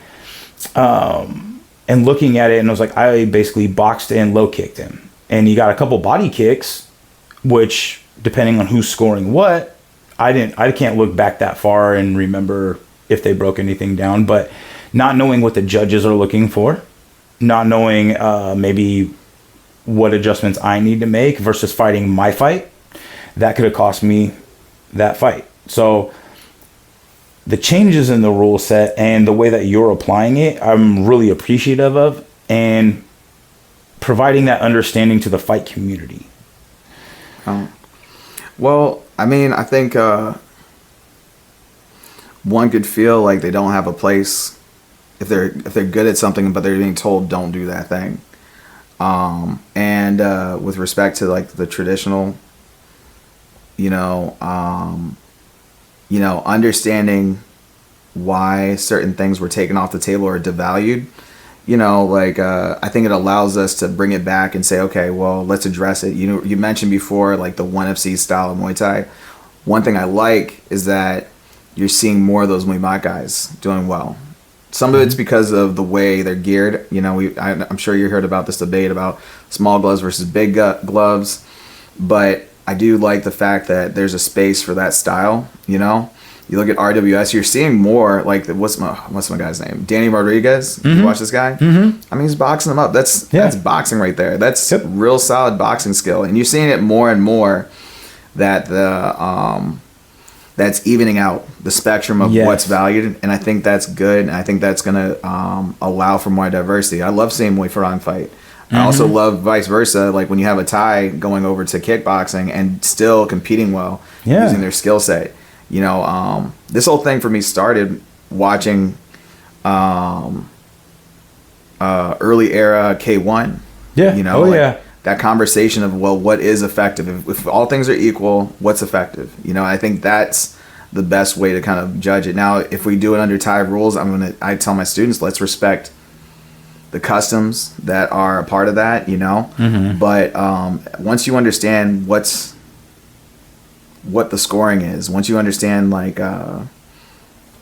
what rule set you're competing under, do your best to compete within that, and leave the rest of the fight guides. We'll see what happens. You know what I mean? Like maybe you get a knockout, maybe you don't. Maybe you take the L. That's okay. But you just gotta. In order to enjoy it fully, you have to fully understand what you're a part of. So, I enjoy it all. And I appreciate the organizations that kind of handicap you. It kind of makes like a specialized sparring situation, and maybe I think also gives you permission to forgive yourself if you don't perform as well as you do. Like at the end of the day, it's just a game. Like it's not a game as they say, but like it's a fight. It's a game is that there's a specific rule set, right, and that you have to adhere to. And if you don't adhere to those, you lose the game. Yeah, you can lose the game based off rules, not based off of actual loss. So don't play the game by the rules. But I really like the adjustment that the world has made from the global rules, because I know they want it in the Olympics, and you can't have a gambling culture providing the rule set to get any. I mean, I'm not going to get into the corruption through the Olympics, but getting something on that big of a stage, the way boxing has been, wrestling, taekwondo, all these other martial arts, I think it's time, and developing that legitimacy through, like 1FC and other organizations using the smaller gloves or using the 10-point must system, things like that. But global rules versus Thai rules. And what I always tell our fighters is, they're like, well, how come you guys don't spar like the Thais? Because our gym is notoriously known for going hard, whatever reason. Not always, but Bro, don't get me started. I know, but right. So, but if you're gonna go to Thailand, they're gonna go light. Go where else are you gonna go in the world that spars light like that? I haven't really seen.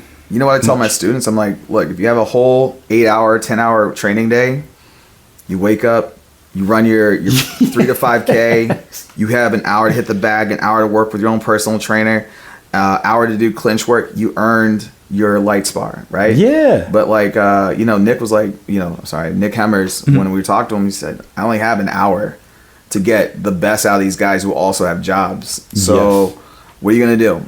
You're going to give them like the hardest or the most efficient amount of work. So take that 8 hours, cram it into an hour. You still can be successful. And there's no guarantee.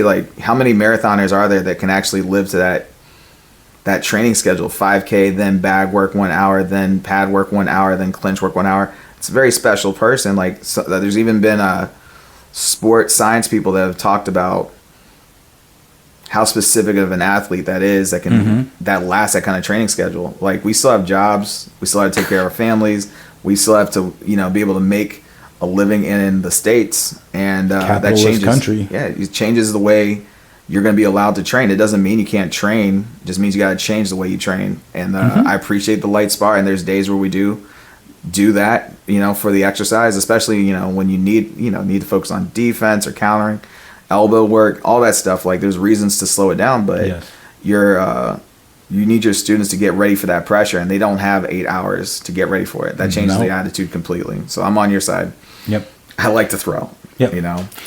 It's how I learn. So imagine having, like some high level pro guy like Crew Jones always talk about. He's WKA 5-time North American Muay Thai champion and I saw that. And kickboxing, something like, I don't remember the exact, he can break down his titles. He's got like 7 of them, but, and that's not when you could go to, respectfully, thank you, but go to Everett. He had to go to like Las Vegas for this kind of shit. Late 2008, 2009, 2010. Coming into the gym, I'm 26, he's 36, 35, and in fight camp. So, and he was a monster. So, like, learning to fight fire with fire right off the bat, I definitely took some extra damage the way I was talking about boxing. And I used to do this, I used to like to peekaboo a little bit. Beginners at peekaboo, it's a fucking metronome. And once you tick back this way, you're going to eat a heavy shot. And I'm sure I developed a lot of damage, but I got good quick. Good quick, like you said. To where the Thais are able to go light and then fight once or twice a month, 3 times, 4 times a month, feed their families, hopefully with a win. Not out here to where we feed our families with the capitalist culture of working or having a business, and then going out and doing, which is essentially an American extracurricular activity outside of the people that are fully dedicated to somehow making a living in the hobby sport. Culture. Hobby culture, exactly. It's not a work culture, and in Thailand it kind of is. And so you can get by. I mean, they live in their camp, they eat in their camp, they run with their team, they sleep there. A large chunk of their purse goes to their camp after they win. It's basically, it is the lifestyle, and that's what's hard for Americans to adjust to, in my opinion, is because it's developing the lifestyle that it's required. Think about, like, everybody knows the old boxer. Like, you watch, like, culturally, generationally, our fathers, our grandfathers, boxing's been around, and they've been able to sit in front of the TV and watch boxing, and they know those people live in the gym. They eat very specifically to do that on one night and have their best performance. Not everybody in America can dedicate themselves like that. They have families to feed. They have to do, And so I always say, probably the greatest capability or greatest fighter ever never made it to the arena because they had a family to feed, or they chose another way about it. And so, or that's just a certain way I try to frame it. Like, how many gym killers do you know that they're like, oh no, I just do this as a hobby culture and go and feed my family outside of this. And they could have been probably world champion, or I'm sure every gym has at least one of those people. And to have Crew Jones come full circle, like being that guy, being the WKA guy, getting my ass kicked by him, being able to grow, and then developing the lifestyle that I knew that it would take outside of those, going to my day job. Like, this is a day job. I'm a fighter with a day job, not a capitalist or a working man with a hobby. So I think I had to do both. I had to earn and train. But I think just the mental differentiation kind of really helped me in that regard. Yeah, I think that, the hobby culture is good.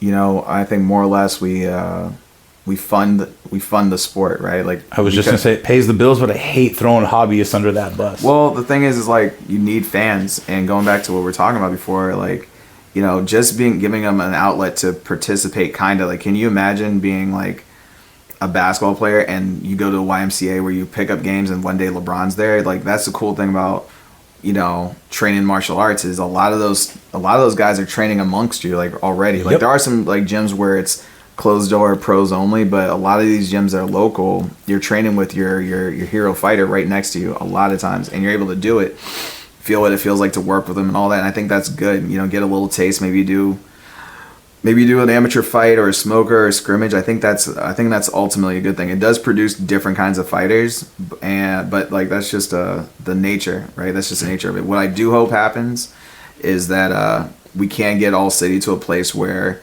more people can take it further. You know, like I do appreciate the local scene. When I go across and we're doing tournaments and we're fighting people from all over, that's more what I want to see. Like people that have won multiple world titles and are still trying to get their reps in at tournaments at that amateur level, or pros that have transitioned and now they're fighting at a high level, like, but they need to keep getting work. You know, that's kind of like the vision that I have, that we're working to achieve with All City. Like, we're probably gonna, you know, I love my intimate venue. We're probably gonna end up growing a little bit more, you know, to a bigger space. We're probably going to be moving into pro fights in 2026, because a lot of our fighters are now at that level, you know, like they want to go and try to compete on the big show, and I want to make sure that we can be with them on that journey as much as we can and help facilitate them get there. Thank you. Hard for pro fighters in Muay Thai and kickboxing in Washington State. So, I mean, War Kickboxing and USECA. And hopefully in 2026, All City. Yeah, I hope so. I hope I'm there. I mean, I'm sure you'll get there. We have a really good community. I have a lot of great mentors that are helping me along the way. I have a great organization that I'm a part of in the WKA. And, you know, I think that the teams that are a part of what we're doing can see what we're trying to do. You know, again, it was a real blessing to be able to take fighters from this side over there. I think that, you know, being able to show the progression and the continued, like being able to continually provide challenges for our guys that help them see where they can be growing next is really great. And so I hope that this next phase can come together as smoothly as this did. It wasn't smooth, I would say, but for us to be here after such a short period of time is definitely, I definitely feel blessed for that. But I'm excited for the future. I'm excited to see what happens. I'm excited to be past this show. The show has been tough. But you know, I think like seeing all the development and seeing like already we have people that we've grown from the early stages of their fight career to now title holders, and eventually we're taking a couple of our fighters to world championships. I just realized that we're going to world championships in England. That's happening next month. So that's the next project. That's great. Yeah, we have Amanda Buckner and Dex Morgenstern, who's they're both awesome fighters. They won nationals for WKAs last year. You're having them coach for Manuel. For Manuel, that's right. And now they're going to be heading over to England to compete for world titles. And it's just, again, like, it's just, you know, it's great to be able to talk about what you can do for them, but it's also great to just see them achieving it without you having to say that you can do it, you know? Yeah. Man, well, congratulations to Dex and Amanda. Yeah. So that's cool. Awesome. I mean, that's, for most fighters, that's a dream come true. Yeah. You know, for being able to fight internationally for a world title. Yeah. Like, that's huge. Even just going to Vegas for a national title is more than most people will ever hope to get to. Or maybe they can hope to get there, but I mean, the reality is this is a fucking tough sport. It's a tough sport, and it lacks direction. And it's tough because it lacks direction. I think, again, going to the rules or building a path, you know, if you know where you're going and why you're doing it, it gets so much easier to compete and take the bumps in the road, because you say, okay, here's a little pit stop. I got to learn, but I'm going this way. Yeah. You know, if you're always jumping from show to show, not really building the resume, you know, because you don't know who you're supposed to be fighting next or what you should be fighting under next, I think that it becomes a tougher sport. You know, it makes everything harder when you don't have people in your corner, or if you don't know what, you know, what's the purpose of your fights. So it gets chaotic. You know, it gets chaotic. It's crazy out there. It's crazy enough just jumping into a ring and fighting a stranger. You definitely don't need that. And for you to help develop that path, thank you, because anything, it's even other coaches that are trying to match make, you know what I mean? They don't, like you said, they don't always, we're like, all right, we got this many shows on our board. Who wants what? Like, kind of thing. And like you said, you know, like, all right, maybe you have this event And then in a few months you have this event, and then you need to attend this event, and then you need to go to this event. You know what I mean? This is what's going to get you climbing that board versus jumping. Mm-hmm. And then I know we had, it's not as bad now, but a long time ago, there's the promoter stigma, you know what I mean? And you see a lot of them breaking out of that now. And I think it's because of, you start to see more and more people having to band together. Like, hey, we're just going to compete against each other and not, we're going to have high level pros that don't get out of the area. Mm-hmm. You know what I mean? Or like they end up fighting each other over and over. Or maybe taking a mismatched fight just to stay active, things like this, to where maybe with the proper contacts or a proper path, you can be like, all right, my next stop is Arizona, you know what I mean? For, a tournament, or maybe Texas for a fight. Mm-hmm. Or something, but getting your name out there, because like you said, there is a path, there is a sanctioning body, and you see so many people out here start their own sanctioning bodies very specifically. Mm-hmm. And now there's 14 inside the state, and there's again, you can have 14 titles, none unified, you know what I mean? So to provide something like, I always praise WKA and WBC and these high level promotions that are national and international, because it provides that path and legitimacy. Anybody, you can go internationally and people are going to know those sanctioning bodies, state or local sanctioning bodies, with the hope to grow. I mean, you're not going to be able to replace those. And so that's a huge level, man. Yeah. Thank you. Yeah. I think, the state stuff is great in its way, that you're getting an opportunity to get your reps. And I hope that I can't speak on what other people do. So, that's where, I kind of try to be respectful, but also just be mindful of the fact that no one really knows what I'm doing. So I don't want to try to pretend like I know what everyone else is doing either. But I think that's also a big part of it, is everyone's so spread out. They're like, I'm doing this, I'm not worried about them. And that's a good thing too, because if we're worried about what everybody else is doing, you don't want to look over your shoulder. Yeah, that's not. Yeah, creates more competition. I think it's good, and it's like I just hope that there's a path when someone chooses to fight. You're putting your life on the line. It is a fun thing. It is a game, but I hope that there's a thing there. And for some people, it's just a bucket list thing, right? Or just I just got to stay busy thing. Mm-hmm. And that's all good. I don't know the only way. I don't purport to have the best way or the only way. I just try to say that, what we're doing is trying to help, a guy that was like you and I when we were younger, go from itty bitty fighter, grown up fighter, and then you can kind of choose your path from there. But yeah, man. But I'm gonna say congratulations to you too, man. You're doing a really good thing. You're helping the community grow, and just having these kind of conversations. It's very cool to see. You're a coach, so you understand all the ins and outs of this community, as well as apparently outside this community. I'm very impressed at how much you pay attention. Thank you. I definitely recommend come out to our officials training if you can. Learn more about it, about what we're doing. It's earlier that day, correct? It's earlier that day. So from 10 to 12, we're doing an officials training. Anybody is welcome to come. There is a fee because it's a workshop. Right. But it's a great way for you to learn about what it is we're doing to help organize our side of the sport. So the kickboxing and Muay Thai, how we're doing that so that we can have a little bit more consistency in what we're putting out and how we're treating our fighters and all that. And I think it's a great way for you to kind of eliminate the confusion that leads to people becoming disillusioned. Mm-hmm. I want your fighters to feel strong knowing that they know why they're competing, that the game's not going to change just because they're competing in a certain style. They can definitely benefit a lot from attending a rules meeting, or your coaches when they're trying to explain to their fighters, or if you just, I think it's a great option for your people that want to be a part of the game. That I'll just say that it's a great way for any teammate that feels like they don't know where they're at, they don't really necessarily want to fight, but they still want to be a part of the game. I think it's an awesome opportunity to get involved. I get calls from Brian Crenshaw about officiating in other states all the time. Even in the international events, I'm going to be officiating at Worlds too. Wow, that's cool. I think it's a great opportunity for you to, explore another side of martial arts that doesn't necessarily require you to be a coach or a fighter. Yeah.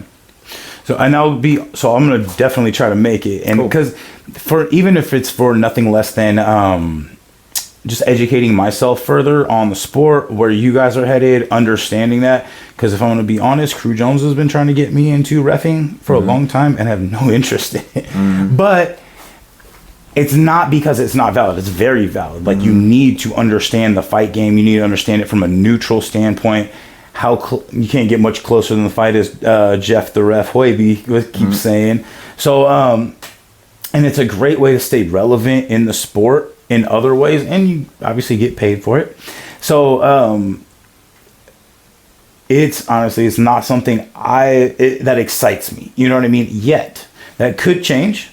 But how we talked about, you have to be a fan of the fight first before you want to fight, kind of thing. That's kind of where I think I fall in that. But understanding the rule set better, like from the professional level and all that stuff, that's irreplaceable. So can I break down a situation for you? Yeah, please. I didn't mean to devalue anything that you do. No. There's nothing devalued about it. I appreciate this conversation. This is one of my favorite. You like to watch fights? Oh, yeah. I got to watch 150 fights.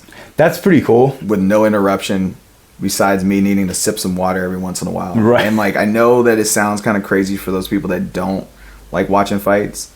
But after a while, you're like, this is all I have to do right now. I just get to enjoy these fights. I'm talking about the tournament. I get to just sit here, watch these fights, and help progress their careers forward one way or the other. Like, that these is young pretty fighters, cool. You get to see it all. And, as far as scouting out what's happening, okay, imagine being a jiu-jitsu person, or not even being a jiu-jitsu person, but seeing the guard, the position where you wrap your legs around another fighter. Right. Not my favorite. But imagine seeing the guard develop, like a new type of guard, half guard. Like when they started really doing half guard, you see it at the very low level of competition scene, but you see how it's being utilized. Now imagine that for the tournaments, right? Yeah. If you're there, you're seeing ground floor, what's being developed, what's the very next wave of innovation, and you're watching it over and over and over again. Now, guess what I get to do when I go home? Hey guys, look, don't even worry about what you're watching right now. This is what's happening. Yes. This is where everyone's messing up. So when I go home, I just say, look, this is what we're doing. Whole nother level of experience. It's crazy. Whole nother huge layer to it. Watching fight after fight, the best coaches coach their guys out of holes or dominate continuously or whatever. You get to see it. You get to see why people lose and win. You can make mental stats, or you can keep stats and just say, okay, this is what's working. I mean, I'm sure you're picking up all kinds of shit from there. Man. Other little ways to coach, other ways to just verbalize things. Even if you're super set in your ways, you know how it is. The coaches learn twice. You're constantly re-downloading more information, new ways to say the same things.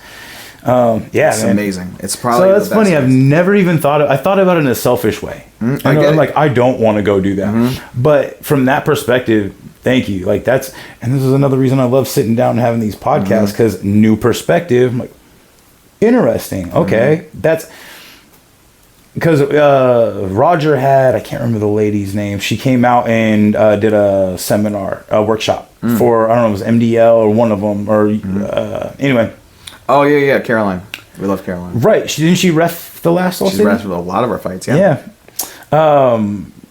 And he was trying to get me to come out, and he was breaking some of that down for me. He's like, well, you're going to understand what to look for specifically in these fights. And still, I'm like, it's hard for me to pull the trigger, but I need to. Even if I don't want to ref, to go put myself in that position. And then if it happens, it happens. Another thing, how much do people pay for a ringside seat, you think? Oh, at least $70 if it's amateur.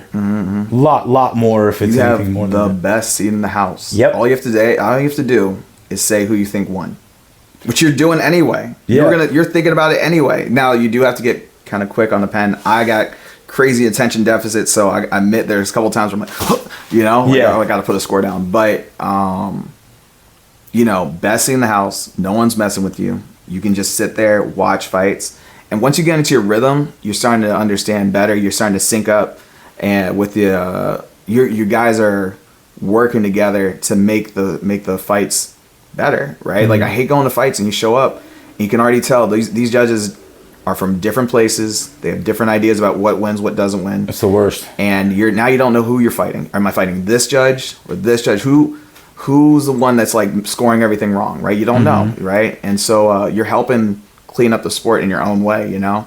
But I will say that my favorite thing is I go to these tournaments, they give me a chair, I sit, I get to watch like some high level kickboxing, you know, and or kickboxing, Muay Thai, whatever, for 2-3 days straight. And by the time it's done, it's like you've learned so much as a coach, so much as a fighter, you know, like you can come back with so much more information, but also just watching fights, you know, doing what you love without having to feel like you took something from your family because you're getting paid for it. Yeah, you know.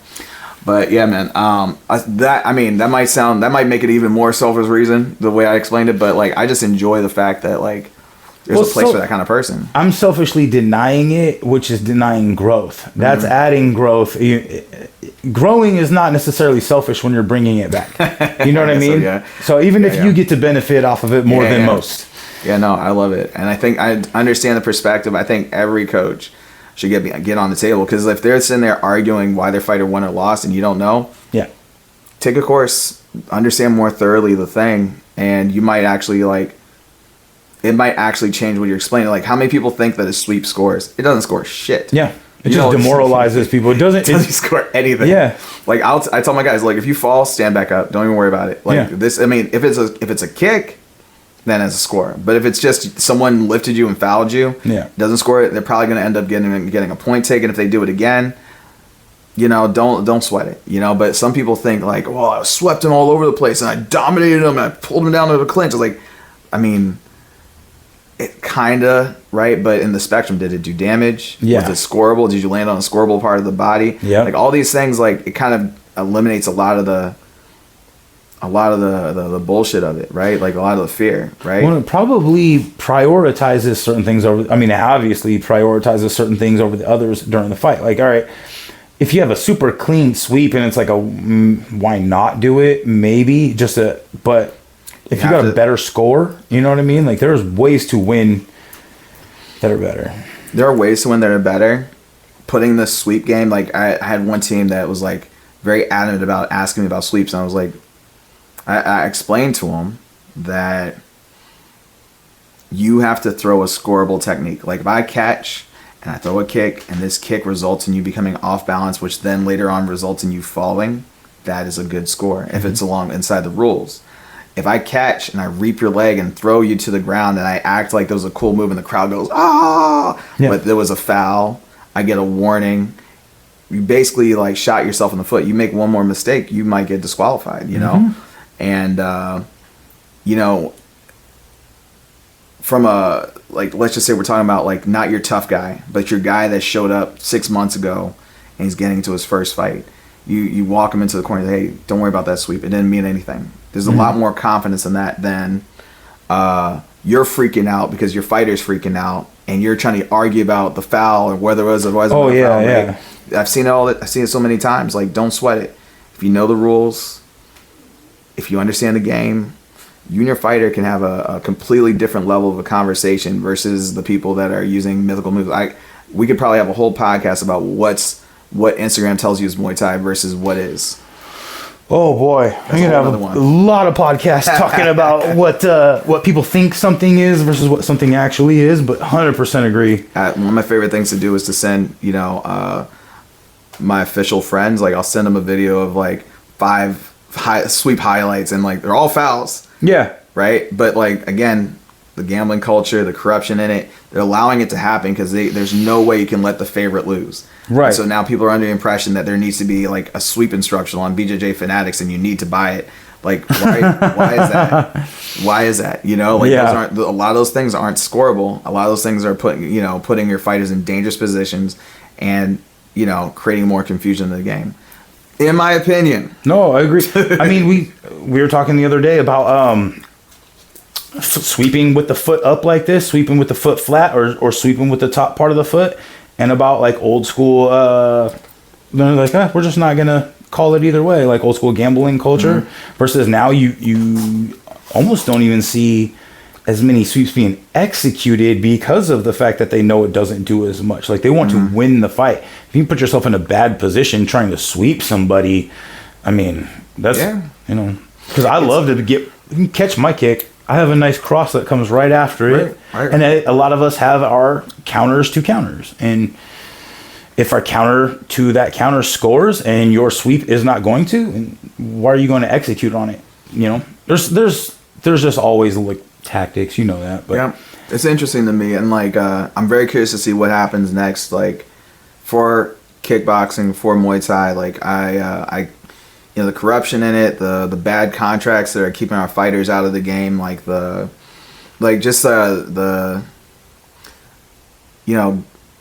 God UFC came in and like organized MMA so it has some sort of platform. But on the flip side, I wish that the striking sports, Muay Thai and kickboxing, I wish some sort of like more organized push would happen. But I feel like that's what's going to happen the more we build these systems out, the more we provide better paths, the more we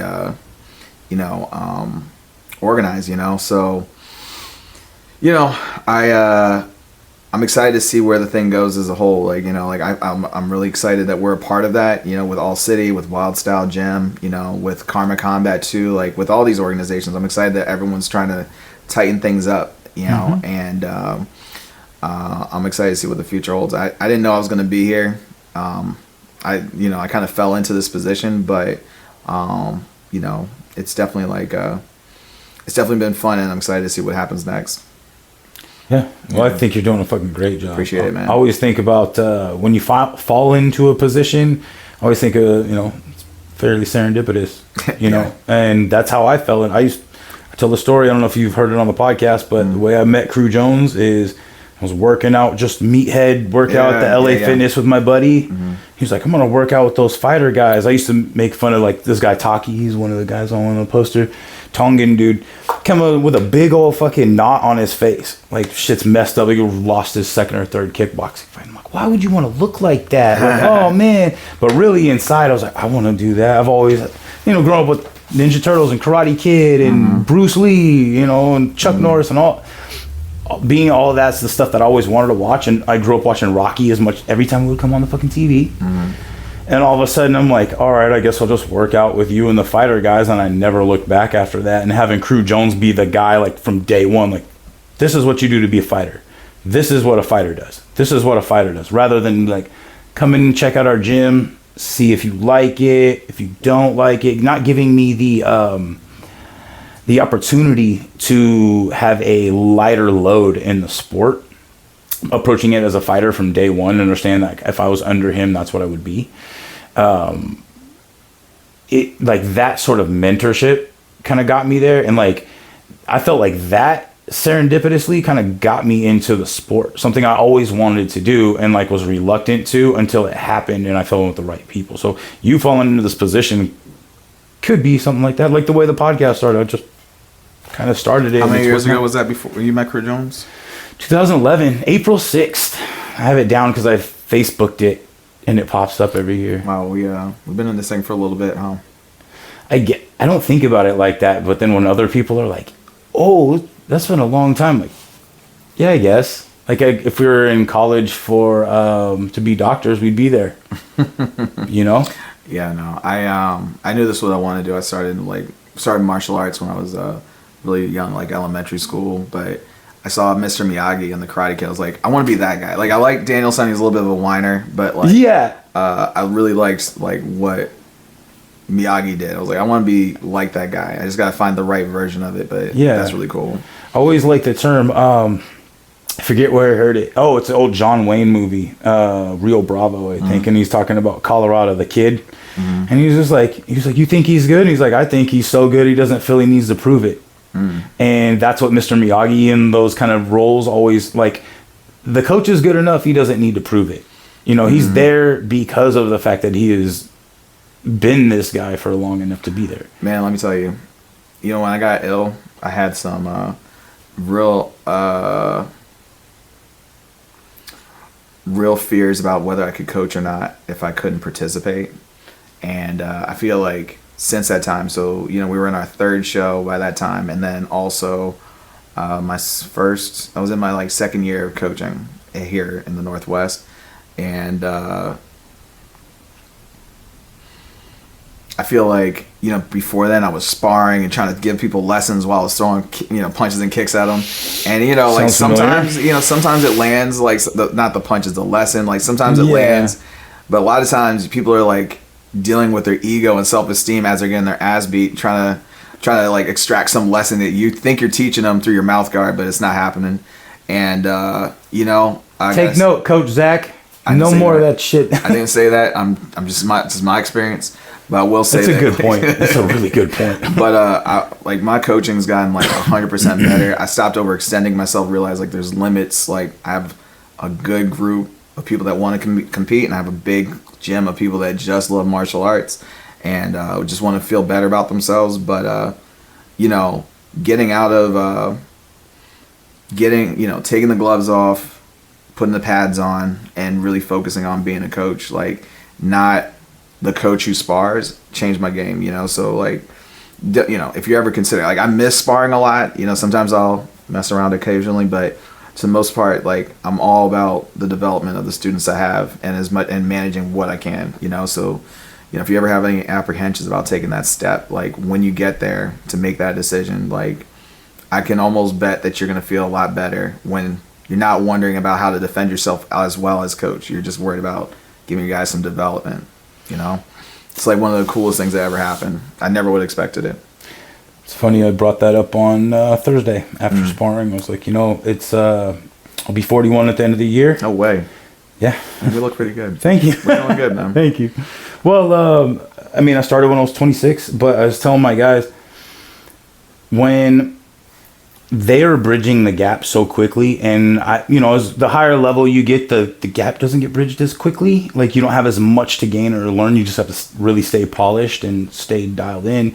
It's harder to do as you get older. And once you finally look back I'm looking at the students and kind of looking back at where I was, and I'm like, it's an interesting thing watching them get better to the point where I'm like, there's going to be a point where I'm like, I don't want to spar these guys. I've gotten them better, just as good or better than I am. Not just me, but the team has. And I'm like, I don't want to I'm going to be in my mid-40s at some point, getting my brains bashed in by people I've taught to be better than me. So I've definitely been considering I don't spar as much as I used to. Definitely... who was it? John Jones. I was watching a clip where he's talking about, he reads things a little slower, read the punch coming in a little slower. My reactions are a little bit slower. All these things are very real, feeling them in real time. It's interesting to still be good enough to pull things off at that level, but then watching myself decline while watching them really increase. And but it's not safe. It's not safe. And you can't fight for two purposes. No. You gotta, like, if you're fighting, you fight. You know what I mean? Yeah. It's hard to spar while you're thinking about concern. Like, that's a very fine line to walk. Like, you're like, I'm trying to protect you as a human. Close. Like, I have to defend myself too, but I also have to give you the shots that were going to help make you a better person somehow. Like, it's hard, man. That's a great breakdown. My students, you guys better fucking be watching this, because he's calling me out without knowing this is what I do. Like, you throw that, like, yeah, I'm about to throw this liver kick, bam, and now they're dropping. You're like, yeah, what? And they're like, oh shit, I'm a coach. Yes. But you slip a punch and you see that shot, but you have to also like, listen, I'm gonna hit you, but I love you before I hit you, so you understand that I'm here doing this for you. No, you can't do that, because the minute you don't take that shot, like I think I've paid more for not taking that shot than taking that shot. Like, I don't take the shot, but then like, oh look, his face. Wow. You know what I mean? Or, I miss time and I throw a light and they go back hard or whatever. You're like, going with the really green ones that don't know what, it's cool. It's like going with the white belt for you jits guys. It's not the same as basketball where you can dribble ball, shoot it, and it's fine. Like, sometimes, the students don't know their level, don't know how to control the ego. Sometimes I don't know how to control the ego. Yeah. Like, you're a human too. We're all capable of failing ourselves in that way. So, like, it's a huge risk, and that's what I'm saying. Physical consequences, like you said, basketball to fighting is very different. Huge difference, man. Like, I definitely feel like if you're you're the shepherd of your people, right? Like, to make it, a little bit too maybe dramatic, but you are, right? No, like, you are. You're help guiding them. Now, what happens if you can't? Like, then who's going to pick it up? Yep. Your value is greater than sparring partner. I think it is good as a sparring partner. You're probably everyone's favorite to a certain degree, but at this point, I have to do it a little bit selfishly for me. Yeah, I hear that. And the reason I say that is because once I get to the point where the anxiety outside of the gym and the thing, I'm like, what is going on lately? What has changed? Oh, I haven't sparred in like 4 or 5 weeks. Nothing wrong with that. But that feeling where I'm like, and then I go spar and I feel better, even if it's light, just playing around. But if I don't spar for 4 or 5 weeks, I'm out of touch. My reactions are a little slower. Maybe I'm taking a little more damage. So I'm like riding that line to where I know myself well enough to where, like, it's not even necessarily sparring, but, and I'm sure I'll come out of it, but like sparring basically like scratches that itch to a degree. Absolutely. And once I, like you said, take the gloves off and set them down, I'm hoping I'm past that point where I'm like getting anxious to the point where like I need to go put the gloves on, or even if it's just hit the bag. But taking those 4 or 5 weeks off and being the coach and stuff, and then I come back in and I'm slow, or I'm not, like, I'm out of touch and I'm taking extra damage at this age. That's not worth it. So do I stay consistent and try to stay sharp and not go hard and consistently? Do I separate myself and try to find a way to take the gloves off entirely? And I don't know. I don't have the right answer yet, so I'm kind of riding the line. Doesn't have to be the right answer. Right. You know what I mean? It's an organic thing. Like, my circumstances are going to be different. And, like, if I could, maybe I would. But, like, it's like, life or death if I do. And so I got to be very selective if I ever will, And, like, maybe there's a place for play sparring after all is what I learned. But, there never needs to be something so concrete that you say never I will ever will, right? You can always say, hey, like, I'm gonna do it today, but it's not a regular thing. You could go through a week of like, I just want to spar, and like that's what you want to do. You can play with just your teammates that you can trust, but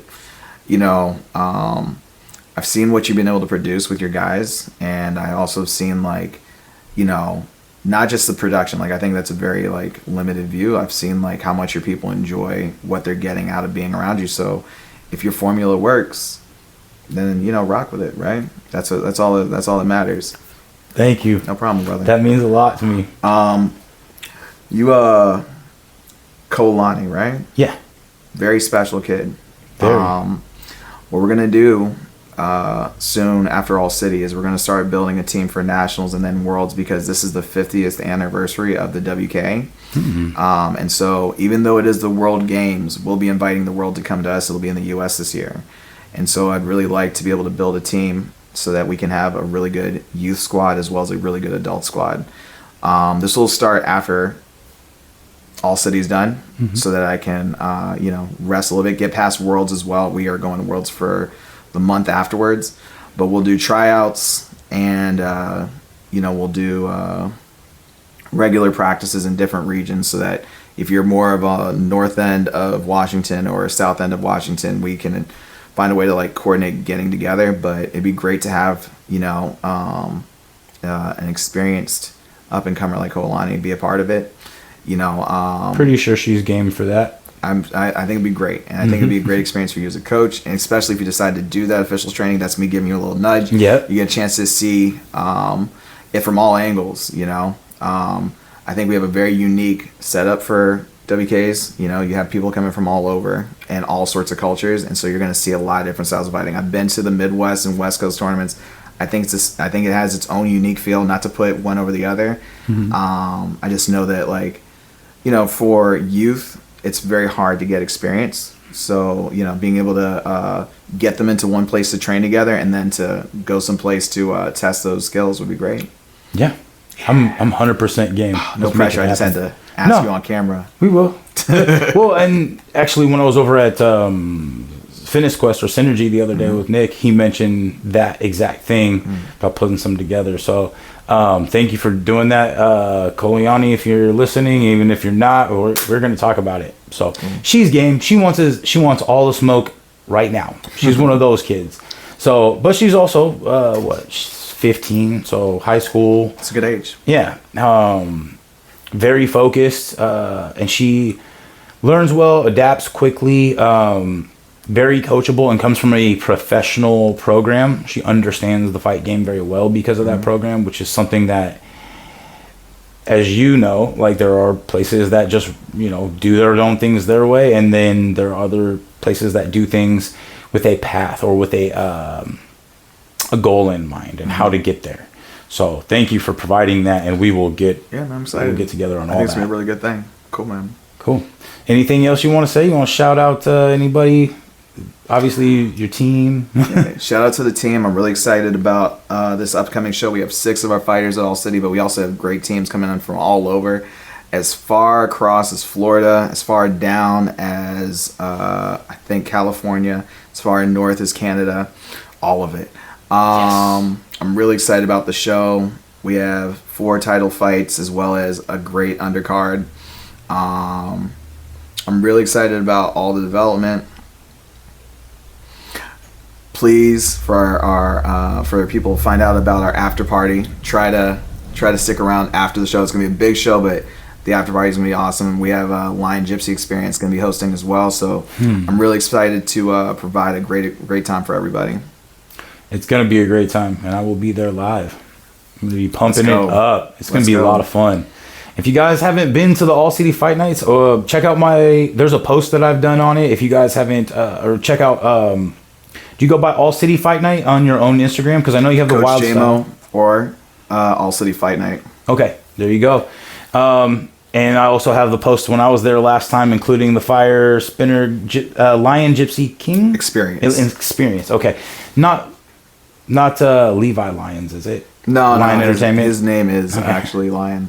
Okay, no, last name of somebody, not Lyon. Oh, no. Okay, just making sure. Old school thing from way before I was a fighter. But yeah, man. Shout out to you, man, for putting all this together. This is building the community in ways that you didn't necessarily need to have a successful team, successful gym, successful fighters. This is going above and beyond. So to anybody else that's out in the community, that's what we're looking to do, is all of us start coming together, putting together what we can, and growing, because it's time for the Pacific Northwest to be put on the map the way that other areas have already been. Yeah. I'm excited. It's been a lot of great growth, and I'm just excited to see where everything goes next. Yep. Thank you so much. You have a great show. It's great to see what you're doing, and I'm excited to see you at All City doing your live podcast. Yes, sir. Thank you. Let's go. Thank you. Thank you for coming on. No problem, brother. And last shout out to my team, Street Sook Muay Thai, Vital Jiu Jitsu, and Sway City Muay Thai. My sort of sponsors, Uwe, AJ, and Jess, trying to get them more involved in the fight scene as well. So Uwe. So does kind of fit Muay Thai. Actually, Maggie was your announcer. Is she doing it again? I believe so. Yeah. She did a great job at telling the crowd to yell "Uwe" during kicks. I loved that. Thank you very much, because people don't know what's going on. Yeah. Another level of education. So before we shut out, I wanted to make that connection. So very cool. Thank you again, sir. Awesome.